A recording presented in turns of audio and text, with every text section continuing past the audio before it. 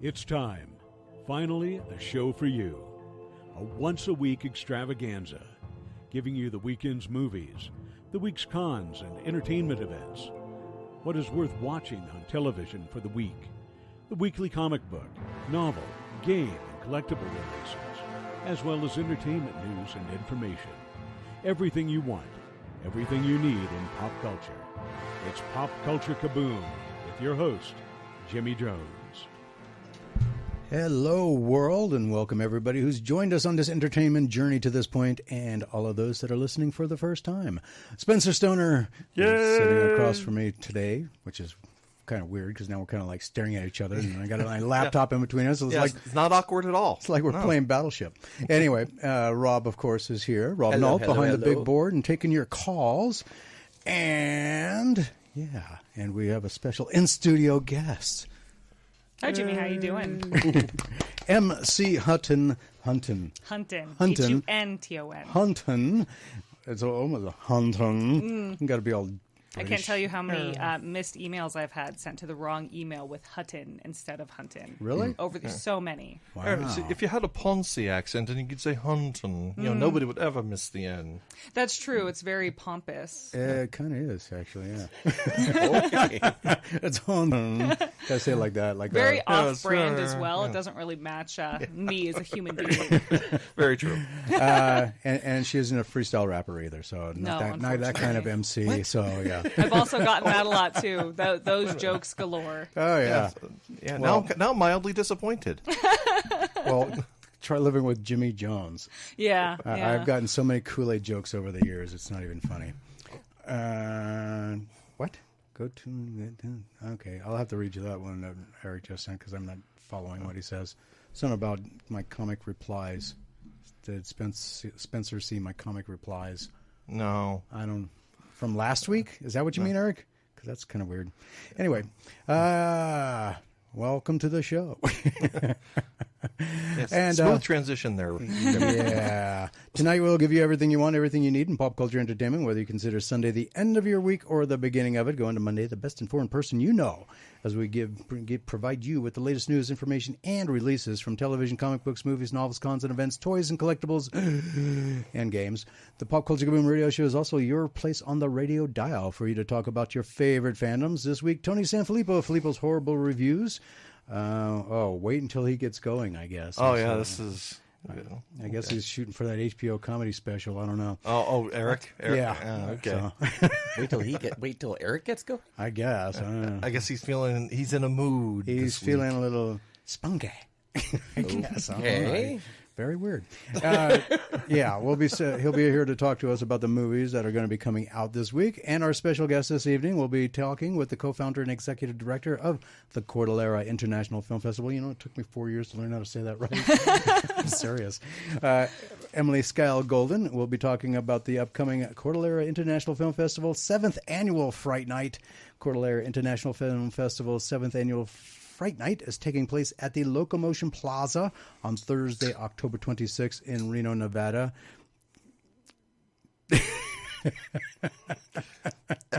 And a sheepish look comes from our engineer. It's like when you're trying to open that snack bag real quiet in the back of class and you don't quite not make that it. loud. I do it all the time. You've been caught red-handed. No doubt. I had to pause just to see if you would finish it off. And like, anyway.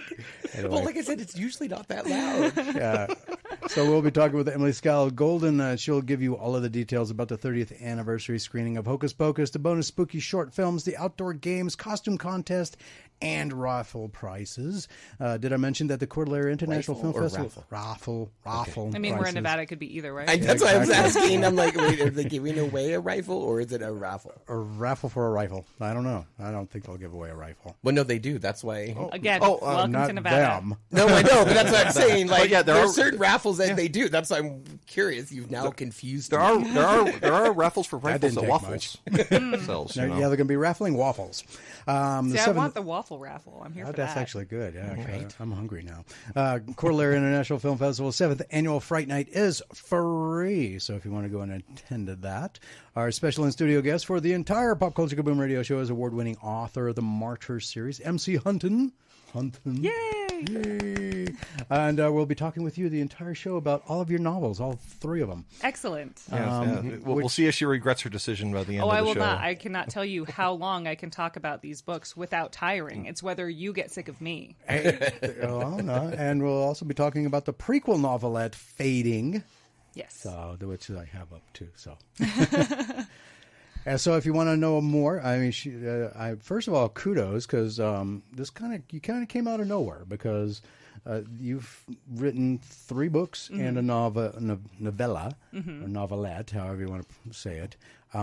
Before that, nothing. But your first novel has won at least 3 awards. Yeah, it won 2, and then it was a finalist in a 3rd. Okay, so 2, one of which was the 2022 Reader's Digest? Writer's Digest. Digest. The Writer's Digest 2022 Best Self-Published Ebooks competition for the fantasy category, first place. Yay. Nice. Yeah, I got to be in the book. Like, my name is in the actual magazine. That was pretty cool to see. And that one came with a cash prize, which felt very nice. Right. Vindication. Vindication. I literally cried in the shower when I got the email. And then, of course, I didn't think it was real. Why were you checking your email in the shower? Well, it was before the shower, obviously. Okay. But I sent... You go cry in the shower so that nobody knows you're crying. Yeah, that's how you do it. It's the way to hide the tears. Okay. But I also messaged like all of my friends a screenshot, and I was like, "This isn't fake, right?" And they were like, "I don't know. Like, why would it be fake? Did you enter?" And I was like, "Well, yeah, I entered." And they're like, "Why would you think it's fake?" I'm like, "I don't know. Crippling imposter syndrome." Just don't click on any links. Yeah.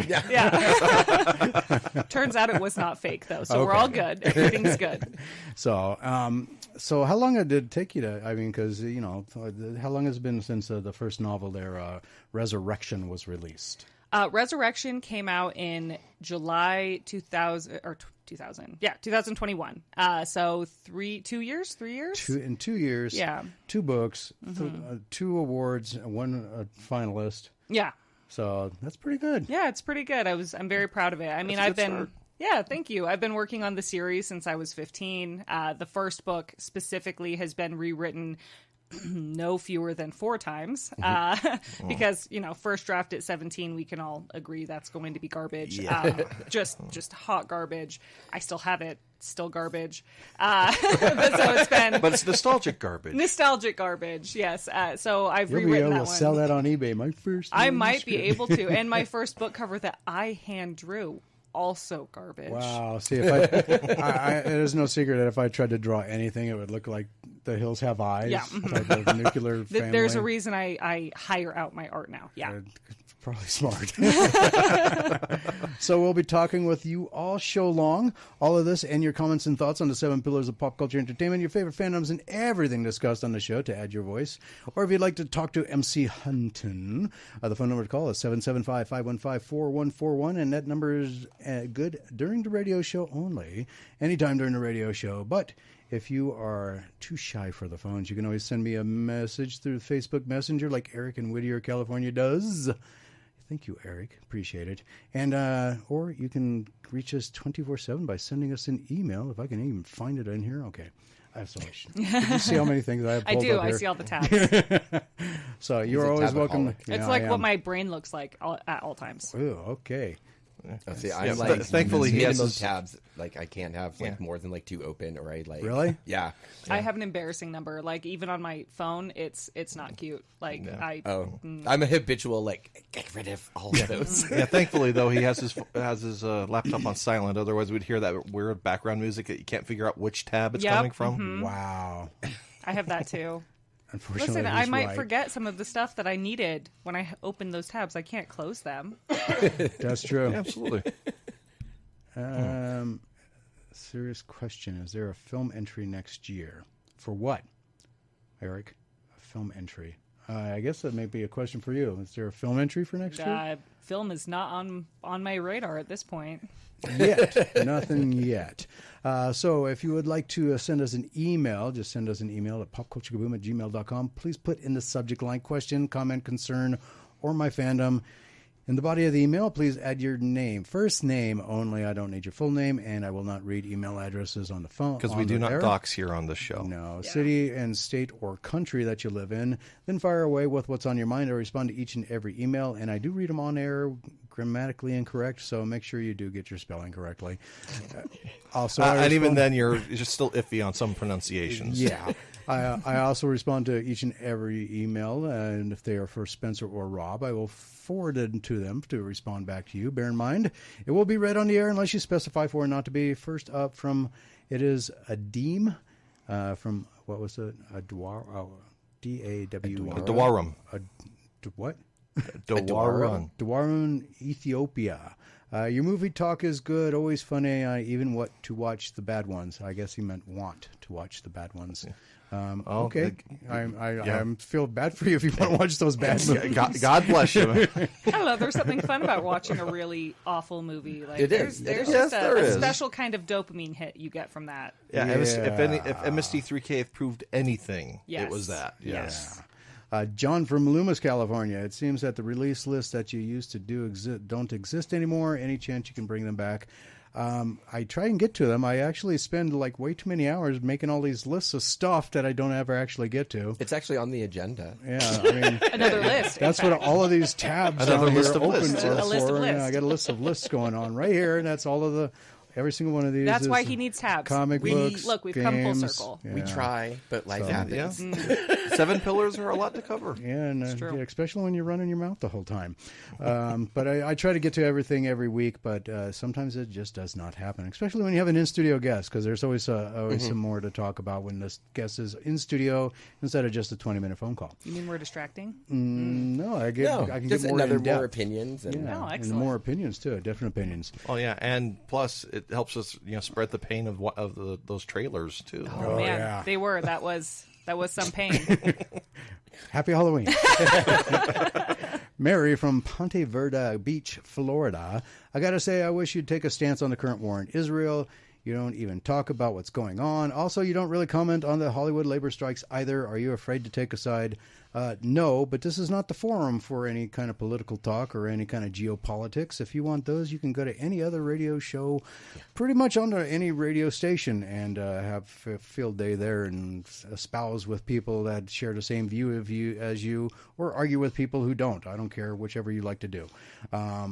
This is my designed this show specifically to be a release from all of the chaos and madness of the world, so that some people can listen for 3 hours and be entertained and not drugged down with the debauchery of humanity.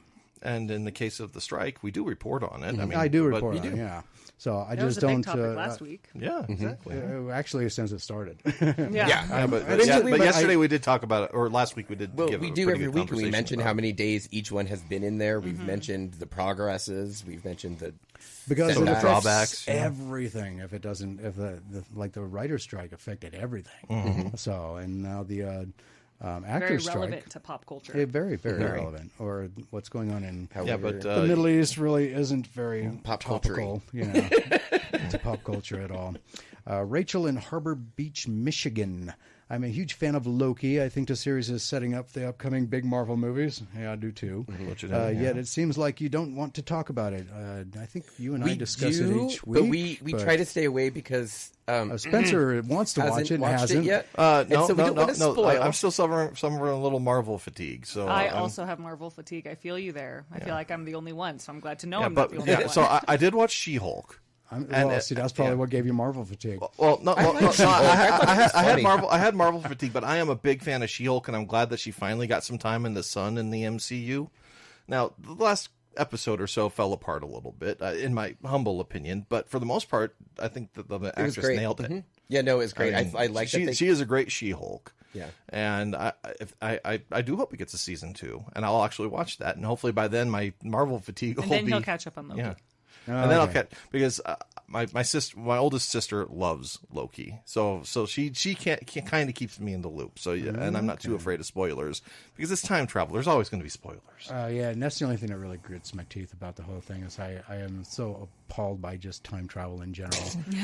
It's like, why am I watching Loki do time travel? It doesn't even seem like he's actually an Asgardian god anymore. It just seems like a normal person, and so it's like him and his sidekick running around doing like detective work BS now. It's kind of annoying. Well, it's kind of is because he's kind of Well, he's like, if we remember, he's now part of the TVA. Like, Has it been depowered? Does he have no powers anymore? No, he hasn't been depowered. No, but he he's just part of the seems very TVA now, mortal. So in this, instead of being an Asgardian god. Well, he was never a god anyway, right? He's an ice giant. Frost- Isn't that yeah, frost giant. giant? Yeah, but still, he's still. I mean, he's still powerful. Yeah, Right. exactly. But still.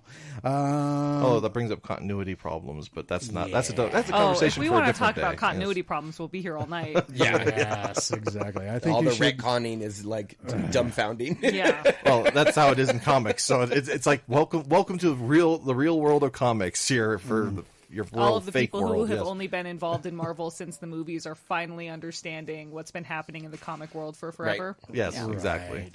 So I think you should have a special Loki episode. When? Because season 2's already started, so should I have it at the end of the season or Midway break? beginning? Like I used to do that with catch-up? I used to do that with The Expanse when it first started, Okay. because I'd have Mark Fergus and Hawk Osby, the writers for The Expanse, on.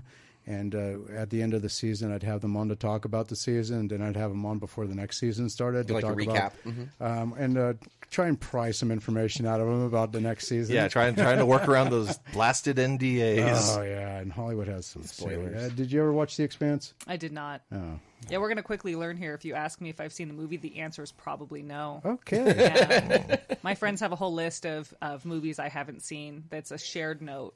Wow. That's basically just designed to guilt me. It works. Really? they just add every movie that comes out Every time week. every time we talk and they'll talk about a movie, they'll look at me and be like, Mary, have you seen that one? And I'm like, no. And they just pull out their phones, immediately at it. At least this week, though, you can go, no, but I saw the trailer. I saw the awful trailer.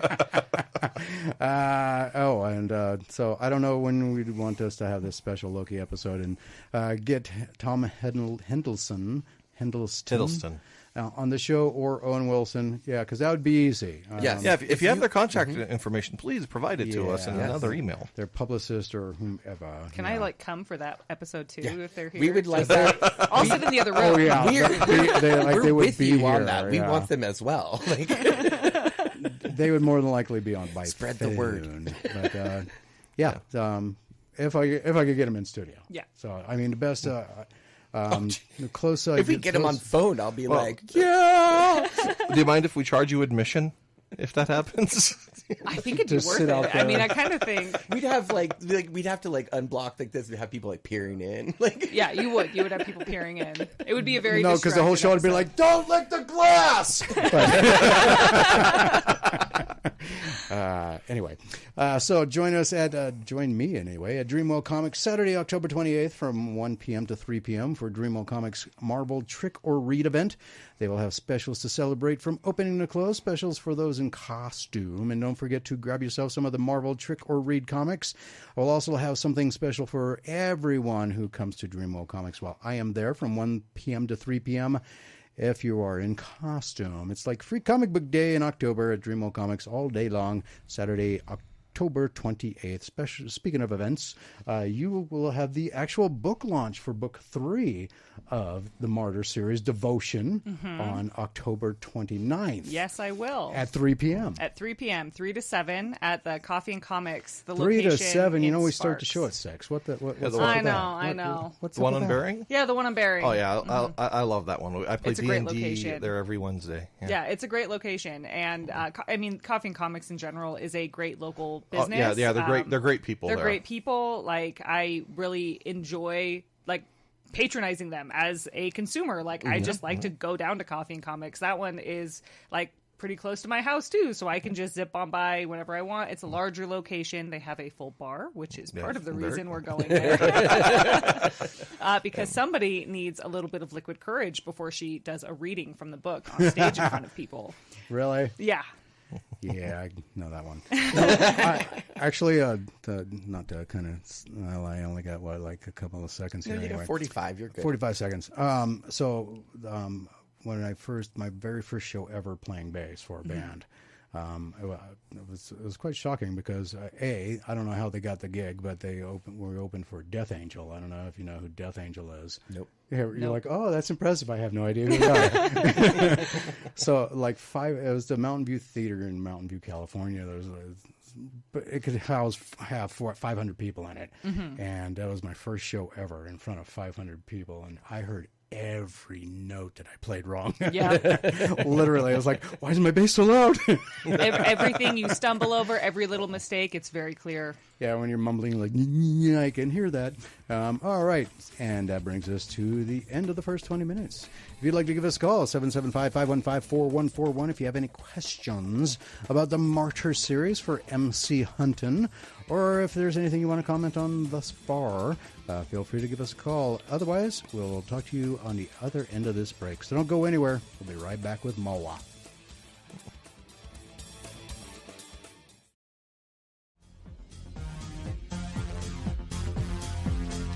Carson City's Night Off the Streets program is underway. Night Off the Streets helps the homeless in our community. For more information on the program or to volunteer to help with the program, you can contact Knott's manager Jody Miller at 775-600-2632 or Knott's manager, all one word, N-O-T-S, so I'm not making up a word, at gmail.com. All right, now that that's out of the way, back to the Pop Culture Kaboom radio show with our special in-studio guest. Maybe it helped if I had my headphones on correctly. There we go. MC Hunton, and you are joining us. And just one more little tidbit of upcoming stuff, and then we'll get into the Phoenix question of the week. There are 322 days until Carson City, Nevada's first ever pop culture and comic book convention, KaboomCon. 97 and Now Productions will be putting on KaboomCon Saturday, September 7th, 2024, 10 a.m. to 6 p.m. You can follow KaboomCon on Facebook to keep up with details of everything you will see, everything you can do, and actually everything you can eat, too, because now they have some food vendors. Yay! Nice. Yay! We're not going to starve. Hungry Hogs is going to be there. The Bus Boy Mobile Cuisine is going to be there, as well as the Crafty Cookie, and Bonfire Coffee. Oh yeah, coffee. Oh yeah. Well, okay. So that's for Jimmy. What other coffee? What other things are they going to get for other people to drink coffee? I don't know, but hey, all I need is coffee and cookies. I'm good for a whole day. Well, yeah, you're going to be probably intravenously fed from that trailer. True. I'm not going to deny that, but yeah. So more announcements will be coming, as well as when tickets will be available. And MC Hunton, you're going to be at KaboomCon. I am going to be at KaboomCon. Yeah, I'm stoked to be a vendor at KaboomCon, actually. It'll be fun. This will be your first event ever in Carson City? It will be my first event in Carson City, yeah. Nice. But it will be my fourth event of 2024, I believe. Wow. I think. Wow, I might busy. be missing my counts of what events I'm going to. I don't have the list in front of me. Well, I'm let unprepared. me see. You've been at...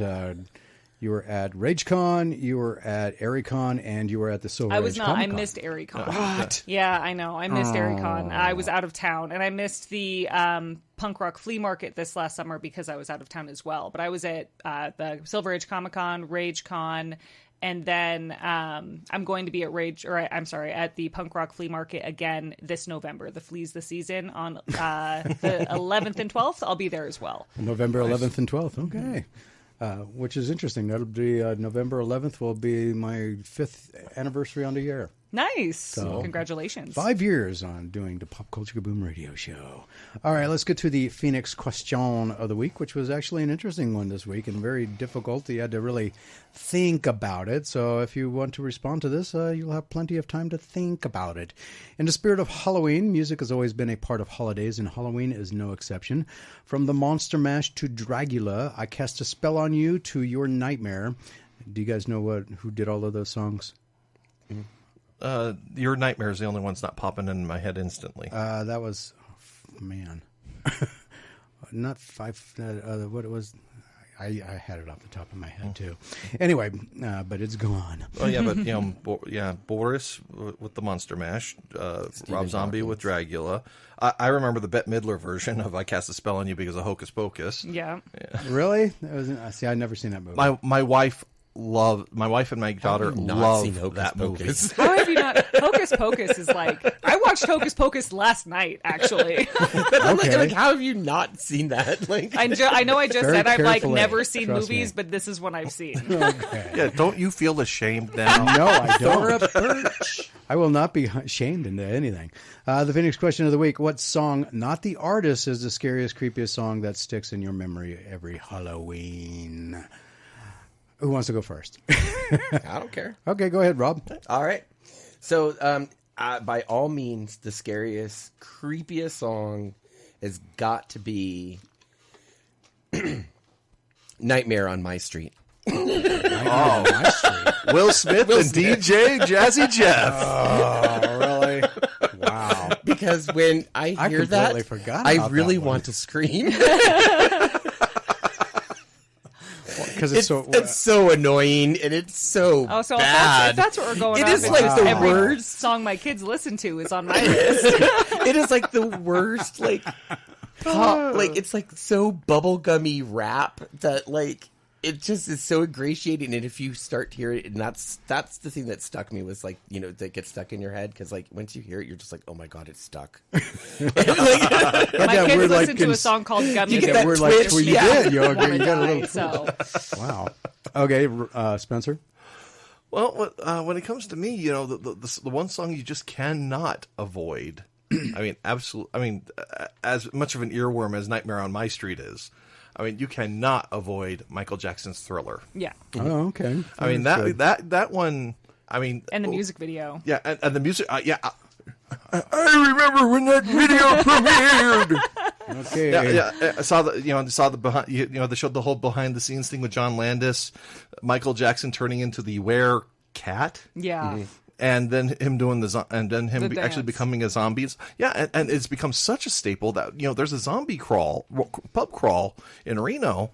That the culmination, the big finale, is doing the Thriller dance under the Reno Arch. I think it was my first October after I moved to Reno. I was downtown Halloween weekend, and we found a class that was teaching you how to do The Thriller dance. the Thriller dance for the pub crawl. I was in college and therefore not old enough to do the pub crawl, but I did the dance class. I learned the dance. Really? Yeah. Wow. What happened to the day? I see. I was such a loner. We Any public gathering I was not attending. So if I was to even do that, I just watched the freaking video. I mean, we watched that on replay and replay and replay to get those moves see? down. Yeah, I wouldn't have to take a dance and- class. Yeah, I mean, and you got to feel bad for poor Rockwell because he has another one that's kind of a staple there. I always feel like somebody's watching me. Half people think it's a Michael Jackson song because he sings in the chorus anyway. So it's like he doesn't even get credit for it, even though he's like the son of Barry Gordy, the big producer. So he's overshadowed by a background singer. So he's overshadowed by a background singer, and then of course you have the background singer who basically musically rules Halloween. Yeah. With Thriller. Okay. So Plus, Vincent Price is like one of the first white rappers because of that song. So MC, do you have anything? Well, so I, much like movies, don't listen to a lot of music. So what I've been listening to I have a playlist that is designed for my books that I listen to on repeat because it helps me stay in the mode for writing. And there's a song that comes up that my kids call the Halloween song because it's like in minor key and like the way it's like sung is just kind of creepy and sinister, and it's Control by Halsey. It's kind of like an indie, like I think she's defined as like indie pop, which is funny because I'm not big on pop music. She has a unique voice. Oh, she's got a phenomenal voice, and some of her music, she's just got incredible range with the songs that she does. But that one specifically, like my kids are like, can we listen to the Halloween song? Because it just has that like creepy, sinister vibe. It has, and the kind of the concept is like being out of control, these voices in your head being in control, and so it's got like a spooky message too. So that's the first thing that comes to my mind. Like that's the Halloween song in my head. See, I've listened to my entire life practically to everything that scares people. So I mean, I can go off of just about anything done by King Diamond as creepy and horrible. And most recently, Ghost has a song called Rats. If you haven't heard it, I've had so many people tell me I need to listen to Ghost. I have so many people tell me I they're love this good. band. I haven't listened to them yet. Really? Yeah. Oh, well, maybe you should Like give I it a said, shot. I listened to the one playlist on repeat. Yeah, I am see, nothing if not a creature of habit. Mary on a Cross and Jesus Knows Me. Are What? two songs by Ghost. I have no idea. I don't really listen to Ghost. Yeah, my daughter does, and those are actually two halfway decent songs. So Okay. Yeah. it's a nice change of pace when it comes. One of the guys in my writers group, it's his favorite band. So for me, the Eagles, Hotel California. Oh, you laugh, but if The Shining is what happens at the Overlook Hotel during the winter, then the Eagles song Hotel California is definitely what happens during the spring and summer. If you were to read the lyrics of the song, it plays out like an Edgar Allan Poe gothic horror short story. And oddly enough, Hotel California and The Shining were both released in 1977. Yeah, I've always thought of that as a 1-star Yelp review with a 2-minute guitar solo. Okay. The Shining was released in January. Hotel California was released in February. To me, the song gets creepier and creepier every year because of one line. And I'm going to read it like an Edgar Allan Poe thing, too. So I called up the captain, please bring me my wine. He said, we haven't had that spirit here since 1969. I was going to say that's the same lyric. And still those voices are calling from far away, wake you up in the middle of the night just to hear them say. Is that not Edgar Allan Poe? Oh, yeah. That feels Do bad. love it. Love Edgar Allan So Poe. that is the creepiest song I can think of. And it has absolutely nothing. And oddly enough, I don't know what the heck the song's supposed to be about. But if it's not about the Overlook Hotel, I don't know what they were going for. I think it's about lost love. Most songs are. Yeah. It's Okay. the In some Eagles, way too. or The same another. thing. Lost Love? Yes, it's the Eagles. Whatever you want to say about them, they are good storytellers when it comes to their songwriting. So, I think a lot of the 70s had like storytelling in their songs versus Yeah, which now is- it's more about can we repeat the chorus 18 times Yeah. and Well, then yeah. throw in a couple lines. Well, because you have like "Stairway to Heaven," beautiful lyrics, written by You one got anything person. by Fleetwood Mac.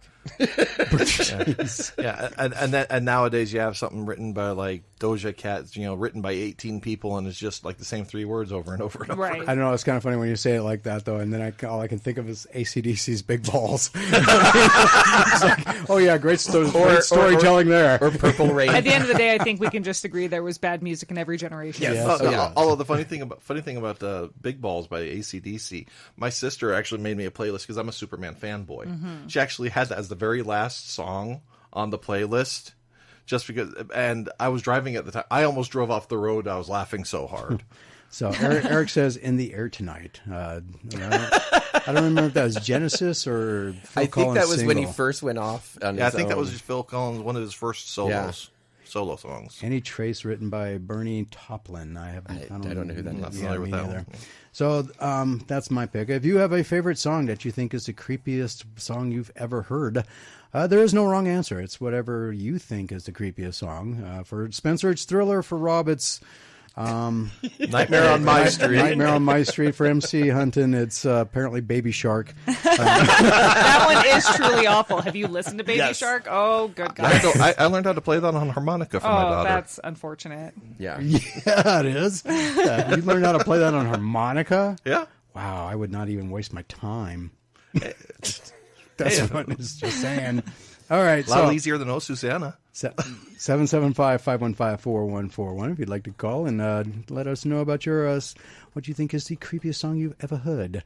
All right, so the big story: the SAG-AFTRA strike is now 94 days in, and reports surfaced that a number of major names, including George Clooney, Emma Stone, Ben Affleck, Taylor Perry, and Scarlett Johansson, met with SAG-AFTRA leadership, including Fran Drescher and Duncan Crabtree Ireland. That's a real person's name. Mm-hmm.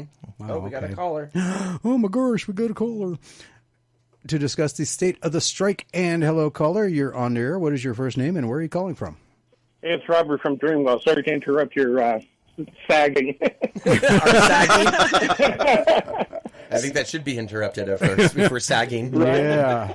It's going to go on forever. Okay. Yeah, probably. Not forever, but a very long time. So what's on your mind, Robert? Hey, I've got one real quick for you. Songs from the Big Chair, Tears for Fears. The track Listen. Listen. Listen by Tears for Listen. Fears. Yes, if you listen to that song, it's creepy. Okay. All right. Well, thank you. I used to Robert. we had a place called Quest Haven, which was old one dirt road lane kind of thing with overgrown trees. I used to take dates out there, and I'd put that on. So Interesting, you're you would saying draw you're on- the creep. Yeah. Wait, you say it's a Exactly. creepy song and you put it on during a date? I know, Like on right? purpose? It was awesome. Only for you. Did you lock the doors too? Did you like have the power lock so they lock them and then start the song? I used to have I had a convertible, so they could jump out if they wanted to. If they wanted to. But there's nobody out there, so there's nowhere to go. Okay. I mean, reading the lyrics, it's yeah, I can see this. It is creepy. If you hear the actual melody and everything to it, it's a really creepy song. Yeah, actually, I remember in the movie Donnie Darko, they did a really creepy version of Mad World by Tears for Fears. Oh, sweet. Wow. Okay, yeah. Well, I don't understand what all this weird language is underneath each word, but... Well, there you go. Okay. All right. So, listen okay. What else is on your mind, Robert? Not much, just hanging out here. Yeah. So, Okay. got the radio on, everything's good. All right. Well, thank you for the. All right, we'll see you next week. Looking forward to the That's trick or read, on yeah. Saturday. Yep. Yeah, it's going to be All right. fun. It's going to be a lot of fun. So. All right. I won't be in Yay. costume though, but I'll be there. Actually, this is my costume. You're not going to dress up as the same one and see how many people get it wrong again. No, not this time. But okay. That was fun. Yeah, it was. Oh, you should wait till you see the video from when I was at Coffee and when Spencer and I went to Coffee and Comics, and for the fundraiser for Cosplay for Kindness. And, Oh, yeah. Oh, that was fun. I did the same thing and actually got people on video getting it wrong. But yeah, actually, bet. but And that actually, was- I was that was surprised the how many people second got it time. right, though. Yeah, there was quite a few people that got it right, and then of course when I tell them, they're like, "Oh, I never saw that movie." It's like, then how did you know? Because Caitlin got it right off the bat. Yeah, I know, which Here. is weird. Yeah, so, Yeah, all you had to do was put the hat on. yeah, I know, which was even more bizarre. It reminded me of American Dad, the episode that they did of Halloween, and the one character goes, "Well, I'm Jonah Hill or Seth Rogen if I put on his glasses." Funny. All right, Robert. Well, thank you for calling in. You bet. All right, We'll talk to you soon. All right, Luke. All right, so to discuss the state of the strike and what could be done to quicken a deal between the Actors Union and the AMPTP. Well, for those of you who read that and rolled your eyes, Deadline Hollywood went live with a report earlier that might have you rethinking that. Reportedly, the actors presented a plan to union leadership that would see the town's biggest earners defraying the cost of AMPTP signatories by eliminating the $1 million cap on membership dues. Really? You have to pay $1 million to be a part of No, that's the cap. It's like a sliding scale based on how much you make. So the higher you make as an A-list artist, you're going to pay more into the union. But the cap is $1 million. You're not going to pay more than $1 million. Is that annual? What's like? Yeah. Wow.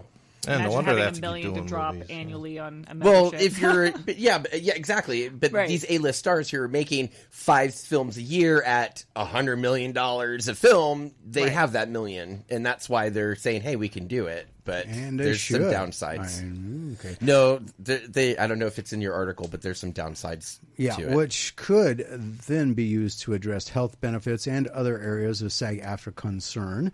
In addition, the plan includes a formula for a residual system that would see the lowest names on the call sheet who most need the money for the first to be paid, with the proposal reportedly being sent to the SAG-AFTRA negotiating committee by the union's leadership for consideration. A lot of the top earners want to be part of the solution, Clooney shared in a statement to Deadline Hollywood. We've offered to remove the cap on dues, which would bring over $50 million to the union annually. Well over $150 million over the next 3 years. We think it's fair for us to pay more into the union. We also are suggesting a bottom line residual structure, meaning the top of the call sheet would be the last to collect residuals, not the first. These negotiations will be ongoing, but we wanted to show that we're all in this together and find ways to help close the gap on actors getting paid. Yeah, I see a lot wrong with that. First off, a union getting $150 million over 3 years. I mean, that should go to instead of them taking this money from the people making the money, and maybe if anyway. Well, Fran Drescher actually addressed it, and she stated that it's actually illegal because of the way that unions have to be funded. Yeah. They can't be funded by basically like donations like that. So they would love to do it, but they can't. They'd have to like restructure exactly the whole entire how a union works, like, which of course would change the tax, everything, the tax status, and which so would change this. It's a grand gesture that unfortunately falls flat No, it's a because million, of not a grand. it's a million gesture. yes, a million gesture. And we're late. But we are. Sorry. So we'll be back right after this.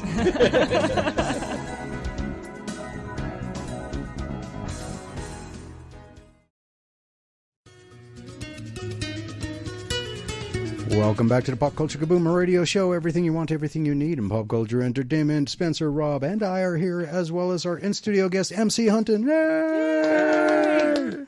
That's your big Muppet Show welcome. Oh, good. I love the Muppets. Dun, dun, dun, dun. So we're going to be talking about all of her books, all three of them, because and the novella, or novelette, however you want to phrase it. Okay, you said novelette earlier. I've heard it as novella. What's the difference? It's kind of An A and an ET. Well, I know that, but I'm sure there is some sort of difference in the writing world. For me, it's more the length of it. A novella is going to be longer than a novelette. Like a novelette is like microfiction almost. Yeah, right. Yeah, that is literally it. It is literally just the length of the story. Yeah. Like, I think novelette is like the shortest you can get before you get into short story. Yeah. Like, is there like a word limit, a It's chapter probably, limit? I think 10,000 yeah. is probably about what the word limit would be. I'm guessing wildly. Yeah, and I'm guessing a novella is like around like 50. I think a novella tops at like 50,000. Okay. Yeah. And then novels, just between 50 to And an whatever. epic where to you're... Dostoevsky. Yeah. All right, so Fading, a Martyrs prequel novelette. When armed robbers come into the convenience store Cyrus Murphy works at, he's faced with more than the barrel of a gun. He ends up pulled into a world he never imagined, where you can't trust the people, their stories, or even the thoughts in his own head. So this kind of kicks off the Martyrs series. Yes. In what way? So, Fading, actually, I wrote after I wrote Resurrection. So I finished Resurrection first, and I originally wrote Fading as a promotional item for the launch of the first book, because Fading is a prequel novelette that is the events that directly lead into the first book. So the events of Fading take place, I want to say, 3 months before Resurrection kicks off. And I've heard mixed reviews, and by mixed reviews, it's probably 90-10, for people who liked reading the first book first without the novelette, and then reading the novelette second as like filler information, like they get to have more context. Mm-hmm. But if you have Fading first, a lot of my readers have said like it gives away, it doesn't really give away, but like the drama in the first 3 chapters of book 1, you have more of an idea of what's going to happen if you've read the short story. And if you haven't read the novelette, I just switched between them. If you haven't read the novelette, you don't have that context, so you're a little bit more caught off guard. So it's a little more foreshadowing. Yeah, it's a little bit more foreshadowing, yeah. Which leads into Resurrection, which is book 1 of the Martyr series. Mankind has been at war since the dawn of time, and mankind is losing. Welcome to New York City. Yeah, that's about right. Where the 7 deadly sins are not just a myth.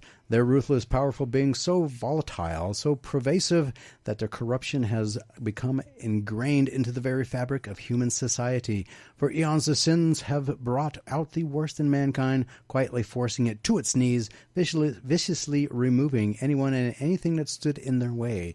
It has been a long, losing war with no end in sight, until Darius Jones, no relation, joins the fight.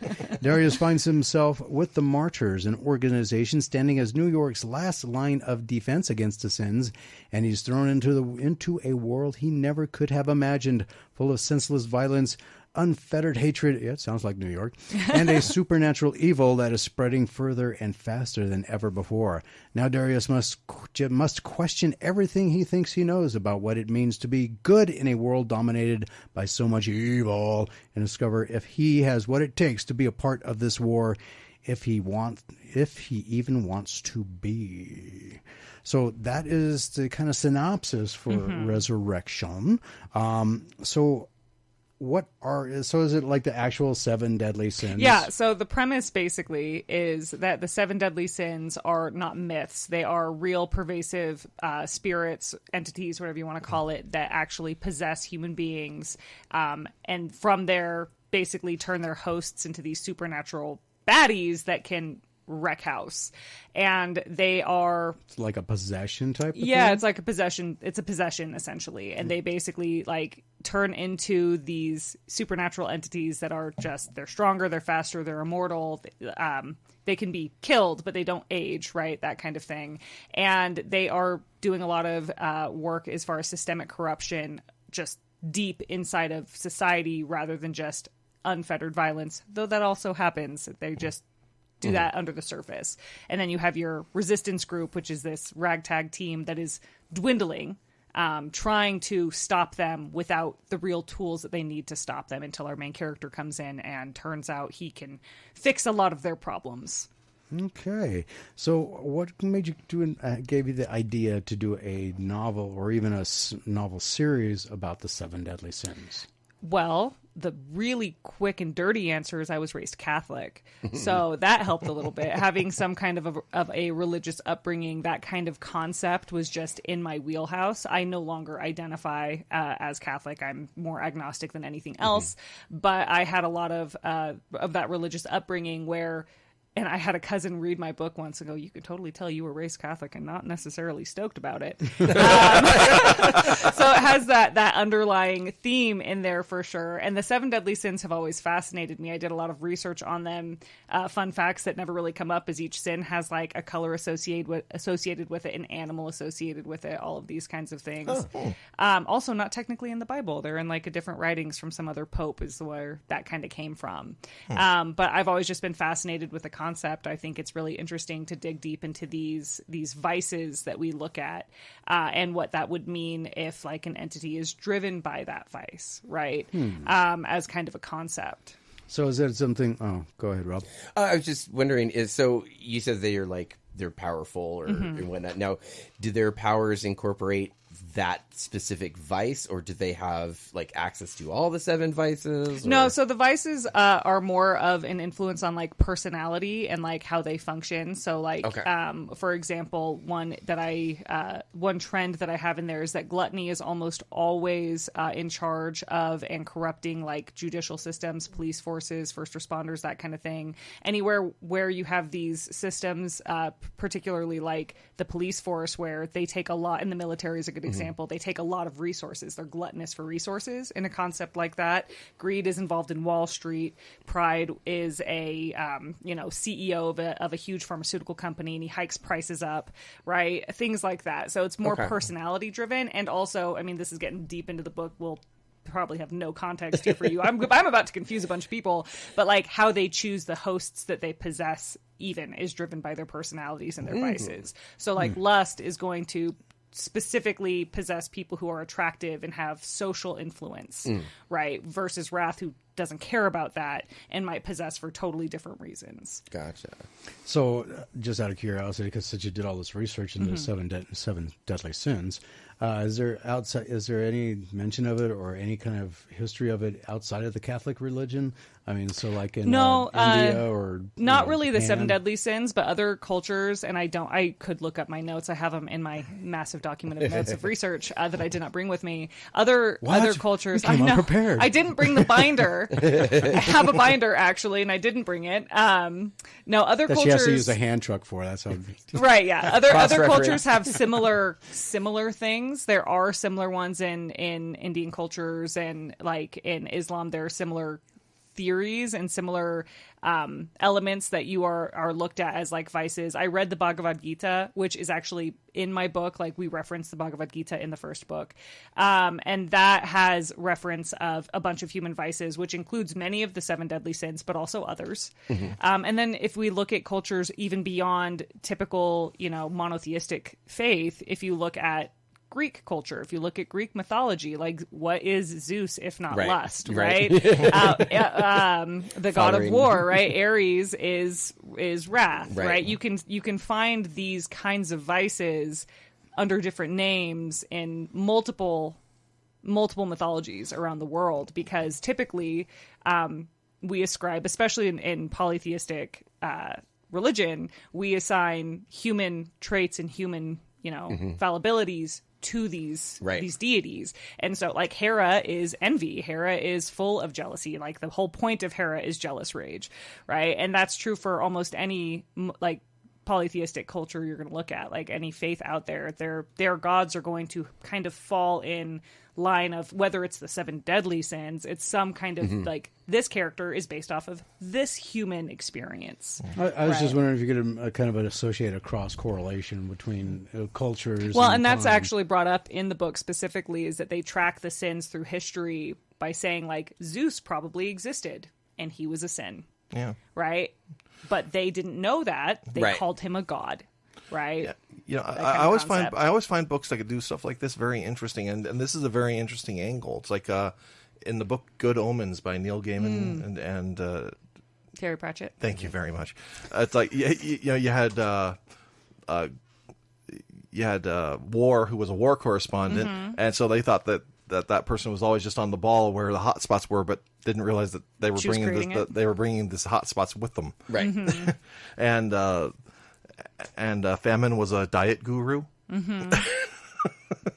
So it's fun how Supernatural does stuff like that too. Yeah, and I love Supernatural's take on it too and everything. And it's just interesting how different fiction writers come up with different angles and make it work and make it very interesting. And this sounds very interesting. Thank you. I think so. I have to admit, your books are still on my TBR pile. I feel you. But they are very high on the Excellent. TBR pile.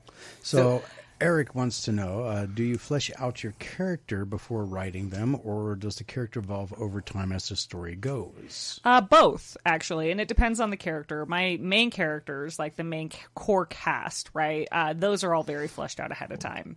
But side characters that get introduced as I write the books will get... Like, there's actually a character in book 3 who wasn't in my original outline. And as I was re-outlining book 3 before I wrote it, I needed a certain spot filled. So I came up with this character on the spot, did all of the development on the spot.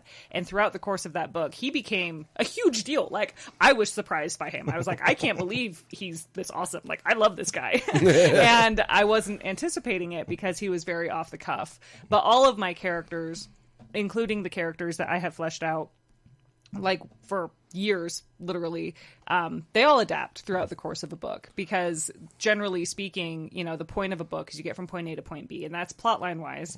But I also believe that that's character wise, right? The way your character starts at the beginning, they need to also move in some kind of psychological, emotional way. Right, their arc. They have to have their own arc. That can be a bad arc. They can get worse. Like, I'm not going to say that can't happen. Oh, yeah. But all of that development will happen in the story. But, like, yeah, my main core cast, there's probably about 15 characters off the top of my head that, like, it's a 7-book series, so there's a lot of them that are important, that I've had for years and that are really blended and woven into the fabric of the story. They're all developed well ahead of time. I hope that answers your question, Eric. Well, I was just kind of wondering, have you ever written a part that, you have an outline, you start writing a part in the character and you kind of get stalled out and it's like the character's going, I wouldn't do that. Yep. So you have to go back and change it. Yeah, no, I've had that happen. And more often, so my outlining, I am insane with my outlines. Okay, like my outline for book 3 itself was like, I want to say like 20,000 words long, like just a ridiculously detailed outline. And that in and of itself, like, changes as I write it. Like, as I'm writing, the outline shifts and I have to redo it anyway. Yeah. Eric says he's impressed. It's been 19 years since whatever that thing you said, the book or what. Since I've been working on it? No, the blah, blah, blah, blah, Gita. Oh, the Bhagavad Gita? Yeah, that one. yeah, the Bhagavad Gita. It's a good book. Yeah, it's been 19 years since he read that. So I think he was impressed that you knew anything about it. Yeah, I read it for book 1. Yeah, okay. All right. So, all right, we're going to hit that break on time because we got coming up next on the phone will be Emily Skyle-Golden from Cordillera International Film Festival. We're going to be talking about Cordillera's 7th annual Fright Night and everything that you'll be able to do with that. So with that being said, cue the music, maestro. Or don't. I'm pressing the play button. But if you missed any part of tonight's show, you can always listen to it in playback as part of the Pop Culture Kaboom podcast, which is available on your favorite podcast provider, courtesy of 97 and Now Productions. So go and look up Pop Culture Kaboom podcast on your favorite podcast provider, and we'll be back with more with the Pop Culture Kaboom radio show. Right now in Carson City, Nevada, it is 55 degrees and mostly cloudy. If you're out driving, then you'll know what kind of the traffic looks like. With that being said, we'll be back with more, so don't go anywhere.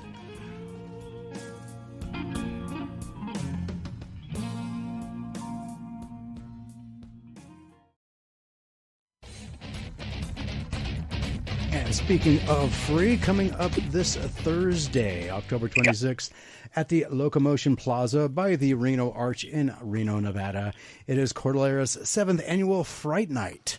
And here to tell us everything that'll be going on with Cordillera's 7th Annual Fright Night is Emily Skyle-Golden. She is the co-founder and executive director. I almost got it confused. I almost said CEO. Executive director of the Cordillera International Film Festival. And how are you? Good. How are you? Thanks for having me on. Good. Welcome back to the show. And we're going to be talking about Fright Night this time. So what is going on with Fright Night? Because you got a lot of stuff going on, and it's free to the community and family friendly. The gates open at 6 p.m. Are there really going to be gates?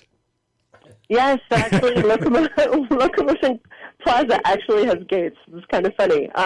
But yes, it is. The doors open at 6. And we're going to tell people to start being ready to watch films and start activities at 6:30 versus 7:15. So I'm glad we're on with you to kind of get the word out, just because we think the sun's going to go down a little bit more. But there'll be food trucks, there's games, we have the $1,000 entertainment package, costume contest, and of course we're showing one of Cordillera's award-winning Thrills and Chills films from 2023. And then celebrating the 30-year anniversary of Hocus Pocus, because the very first Cordillera Fright Night was Hocus Pocus screening. Wow, that's cool. We're just talking about Hocus Pocus earlier in the show, actually, because out of everybody here right now, I'm the only one who hasn't seen it. So. Which is almost a travesty. Yeah, no. It is. No. I find that potentially morally wrong. Potentially. I think we can agree it just is morally wrong. Yes, Wow. I like it. I like it. All right. This is not a morally gray area. Yeah, okay. I'm immoral. I don't We're care. going to have to, like, strap it There you in. go. It's a great cult classic. It's It is. so good. Have to do like the Clockwork Orange thing, tape it down. You would literally have to do the Clockwork Orange thing. My I am two not best joking. friends and I literally have the Sanderson sisters costumes. It's our default costume. I have the Mary Sanderson wig and everything. So you say that, but I have no idea who that is. Yeah, I'm disappointed. Okay. You're missing pop culture See, remember references. when Hocus Pocus 2 came out, Rob? Yes. And I'm like, why does that guy have his mouth sewed shut? And you had to explain it to me. So that tells you how bad that is. So, wow, a $1,000 entertainment package for best costume. Is that correct? Yes. So is that individual, family, or is it all incorporated? Everybody just shows up in costume and may the best costume win? We actually have a couple different categories, and with that, smaller prizes. But the grand prize winner gets a $1,000 entertainment package, and that's for Cordillera for 2024. And you get VIP passes to the festival, 2 of them, which is 3 meals a day. My goodness, if you don't even like movies, you can just come drink for free from 9 a.m. until 11 at night and have 3 meals a day and meet amazing people from all over the world that come into town for the festival. Yes. Have you heard of the MC Hunton is our in-studio guest this week, author. Hi.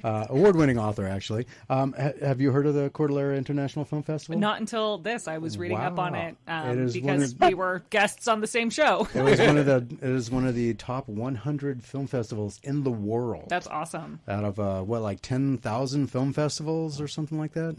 Yeah, we're a Film Freeway top 100, and then this year we got Movie Maker magazine listed as one of the top 25 coolest in the nice. world. That's very we're on cool. the same list as like Sundance, South by Southwest, and we're right here in Reno, Tahoe. So it's very exciting. Very exciting. And also, like, what is it? 33% of the films that actually get screened at the Cordillera International Film Festival end up getting nominated for an Oscar. Nice. That's been our past average. This year, we are looking at potentially 30 up to 39% of them. Wow. Our programmer is incredible, and he did very good. We have a couple winners. So this Thursday, if you are in the Reno area, 6 p.m. at the Locomotion Plaza by the Reno Arch in Reno, Nevada. It is Cordillera's 7th annual Fright Night. They will have the 30th anniversary screening of Hocus Pocus, outdoor games, food trucks, fall family fun. Fall family fun. Yeah, that's the city. That's the city's alliteration. Fall family fun. And then one thing I forgot to mention, at the end of the night, we are going to be showing the winner of the Carson Creepy short film competition. We're going to showcase their winner at to close out the evening. It's a little scarier, so the kidlums will want to step away once Hocus Pocus is done, but it's by local filmmakers, so we're super excited to showcase them as well. And this year you were actually one of the judges for the Carson Creepy short horror film competition, right? Yes, I was. I was scared. Yeah, they had a very strong showing this year. Oh my gosh, there were 19, which is incredible. I think Lyric and everybody involved did an incredible job.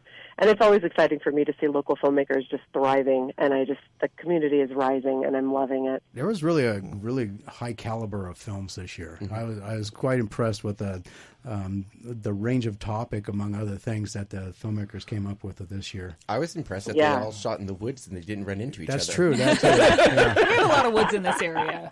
It's kind of like, what was that one fairy tale thing, In the Woods or something like that? Into the Woods? Yeah, Into the Woods. It's kind of like that. Yeah. All these fairy tale characters not running into each other in the woods. It's amazing, yeah. So, but, so the Cordillera's 7th annual Fright Night. What event do you have coming up next after that? So the next we have our Ugly Christmas Sweater Party event. And it is the only event that we throw through the year that we don't screen films. We just celebrate film-themed Christmas costumes. And ugly sweaters. Wait, are they film-themed ugly sweaters? Because, oh my gosh. It's amazing. They're amazing. I want to go I to need this some of these. because I have this great Superman ugly Christmas sweater that I want to show off. Oh, you need to. You need to. And it's probably the most. It's unbelievable how serious people take it over the years. They don't mess around. It's like cosplay. When you get into it, you get real into it. Yeah. Oh yeah. It's to me one of the most impressive costume events I've been to. It just happens to be ours, but it is crazy fun, and people get incredibly. We had a mistletoe one year, and it was a couple, and one was a missile, and one was a toe.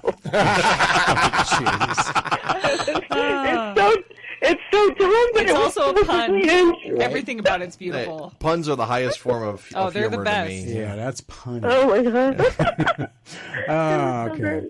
So you're going to have the bonus spooky short films, the screening of Hocus Pocus. What is being raffled off?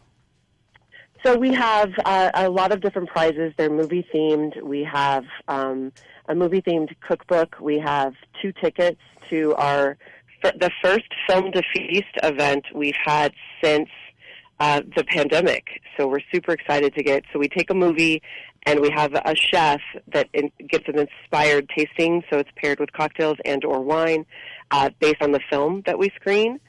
So you get we have that being raffled off, and all of our raffle prizes are going to help fund the Future Filmmakers Foundation event, and that's actually November 11th.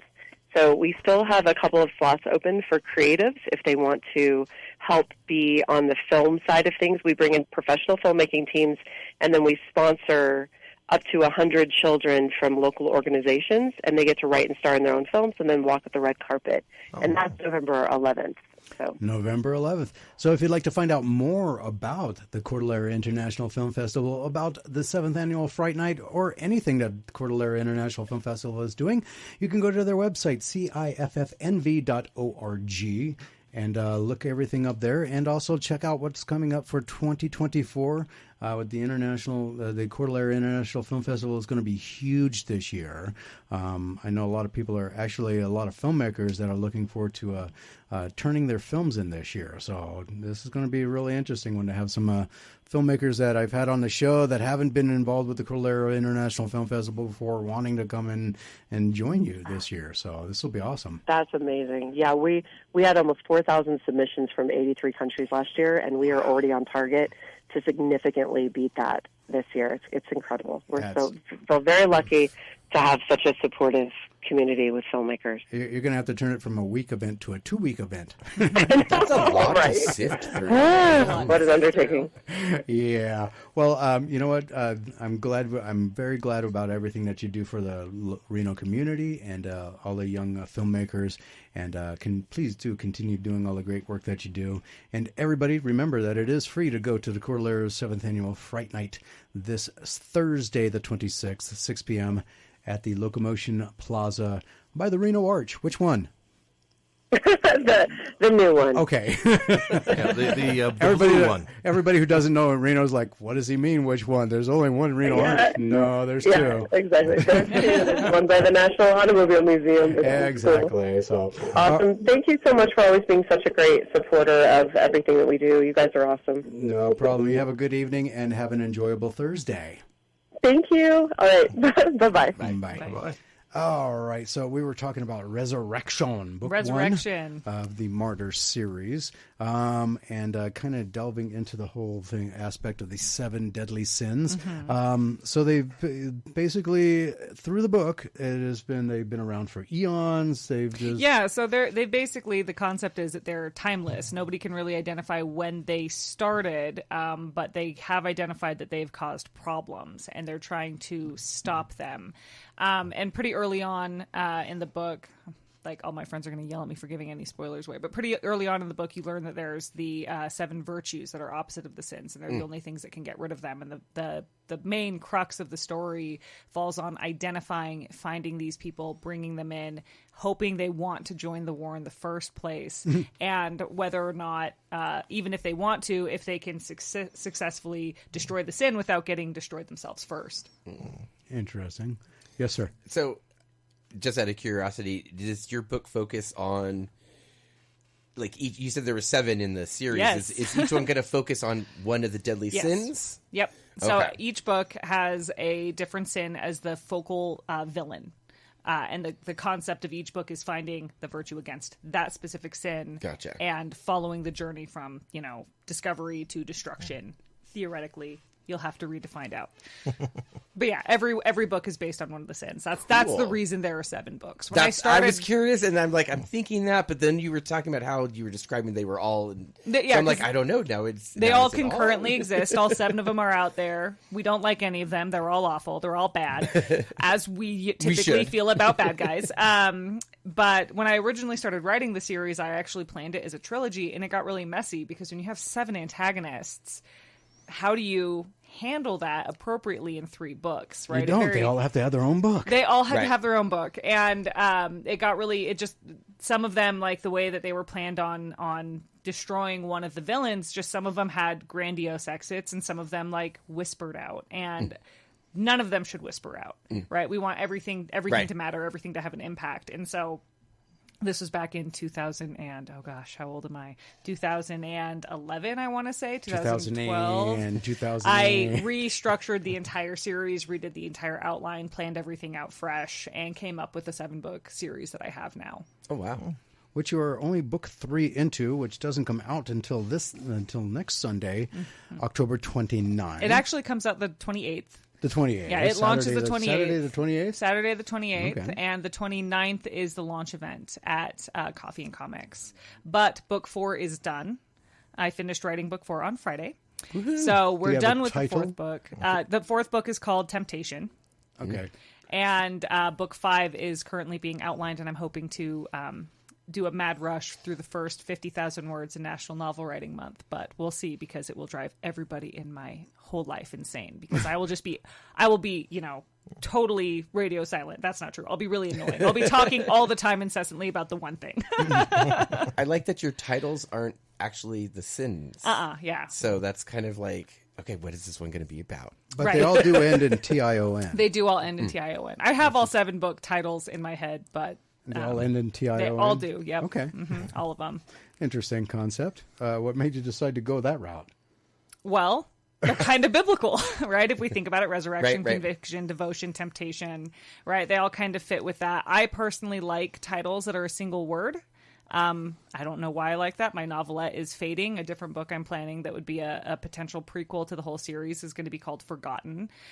So I tend to like single word titles personally. And then for a series, I like titles that feel cohesive, that they feel like they belong together. Right. And when you do single words, It's easier to do that. it's easier when they rhyme. It's easier when they have, or if not rhyme, they Inflection. have a thread. There's some thread that pulls them together.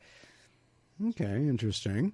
When we get back from this break, we're have a going whole to minute. be. I know, but I got to set it up here before We've so missed we don't one of go them. We missed over, the yeah. lead into one of I them. don't want to get in trouble for doing that again. Yeah, we get too interested in our conversation. We lose Well, track when of we get time. back, we're going to be talking movies with Mr. Tony Sanfilippo, and also then after that, we'll get into book 2, which is Conviction. And so that'll put us at about halfway through the show already. Excellent. So that tells you how fast things are going by pretty quickly. And if anybody who wants to complain about, me not getting to list, I haven't even gotten to past The Phoenix question. We we got past that. barely got to the Phoenix question in the first we did hour. only one. We haven't gotten the comic books. Yeah. We just got through the big story, and that was it. So, and it's already been an hour and a half into the show. So, I doubt I'll get to any list this week. Yeah, So, but this is what I like to think of as a good problem. So I thought the big story was her books. wow. I'm the big story. Aw. Oh, good thing it's radio. Anyway, with that being said, when we get back, it'll be movie time with Mr. Tony Sanfilippo. I really want. This is going to be interesting, getting a female's opinion of movies. I think you'll excellent. be the first. Besides Rhonda. yes, But that's when Rhonda's been sitting where you're sitting, though. But Rhonda hates anything that's above 1970. I know, and it's great. And it's actually awesome when she had to do them, because she's like, hated it, touchdown. I really hated it, espresso. yeah. I was gonna say, didn't she have like a double espresso? that she wasn't has, even below she has some touch really brown? colorful terminology for it. But anyway, Double we'll be espresso. doing the movies with Tony Sanfilippo when we get back, so don't go anywhere.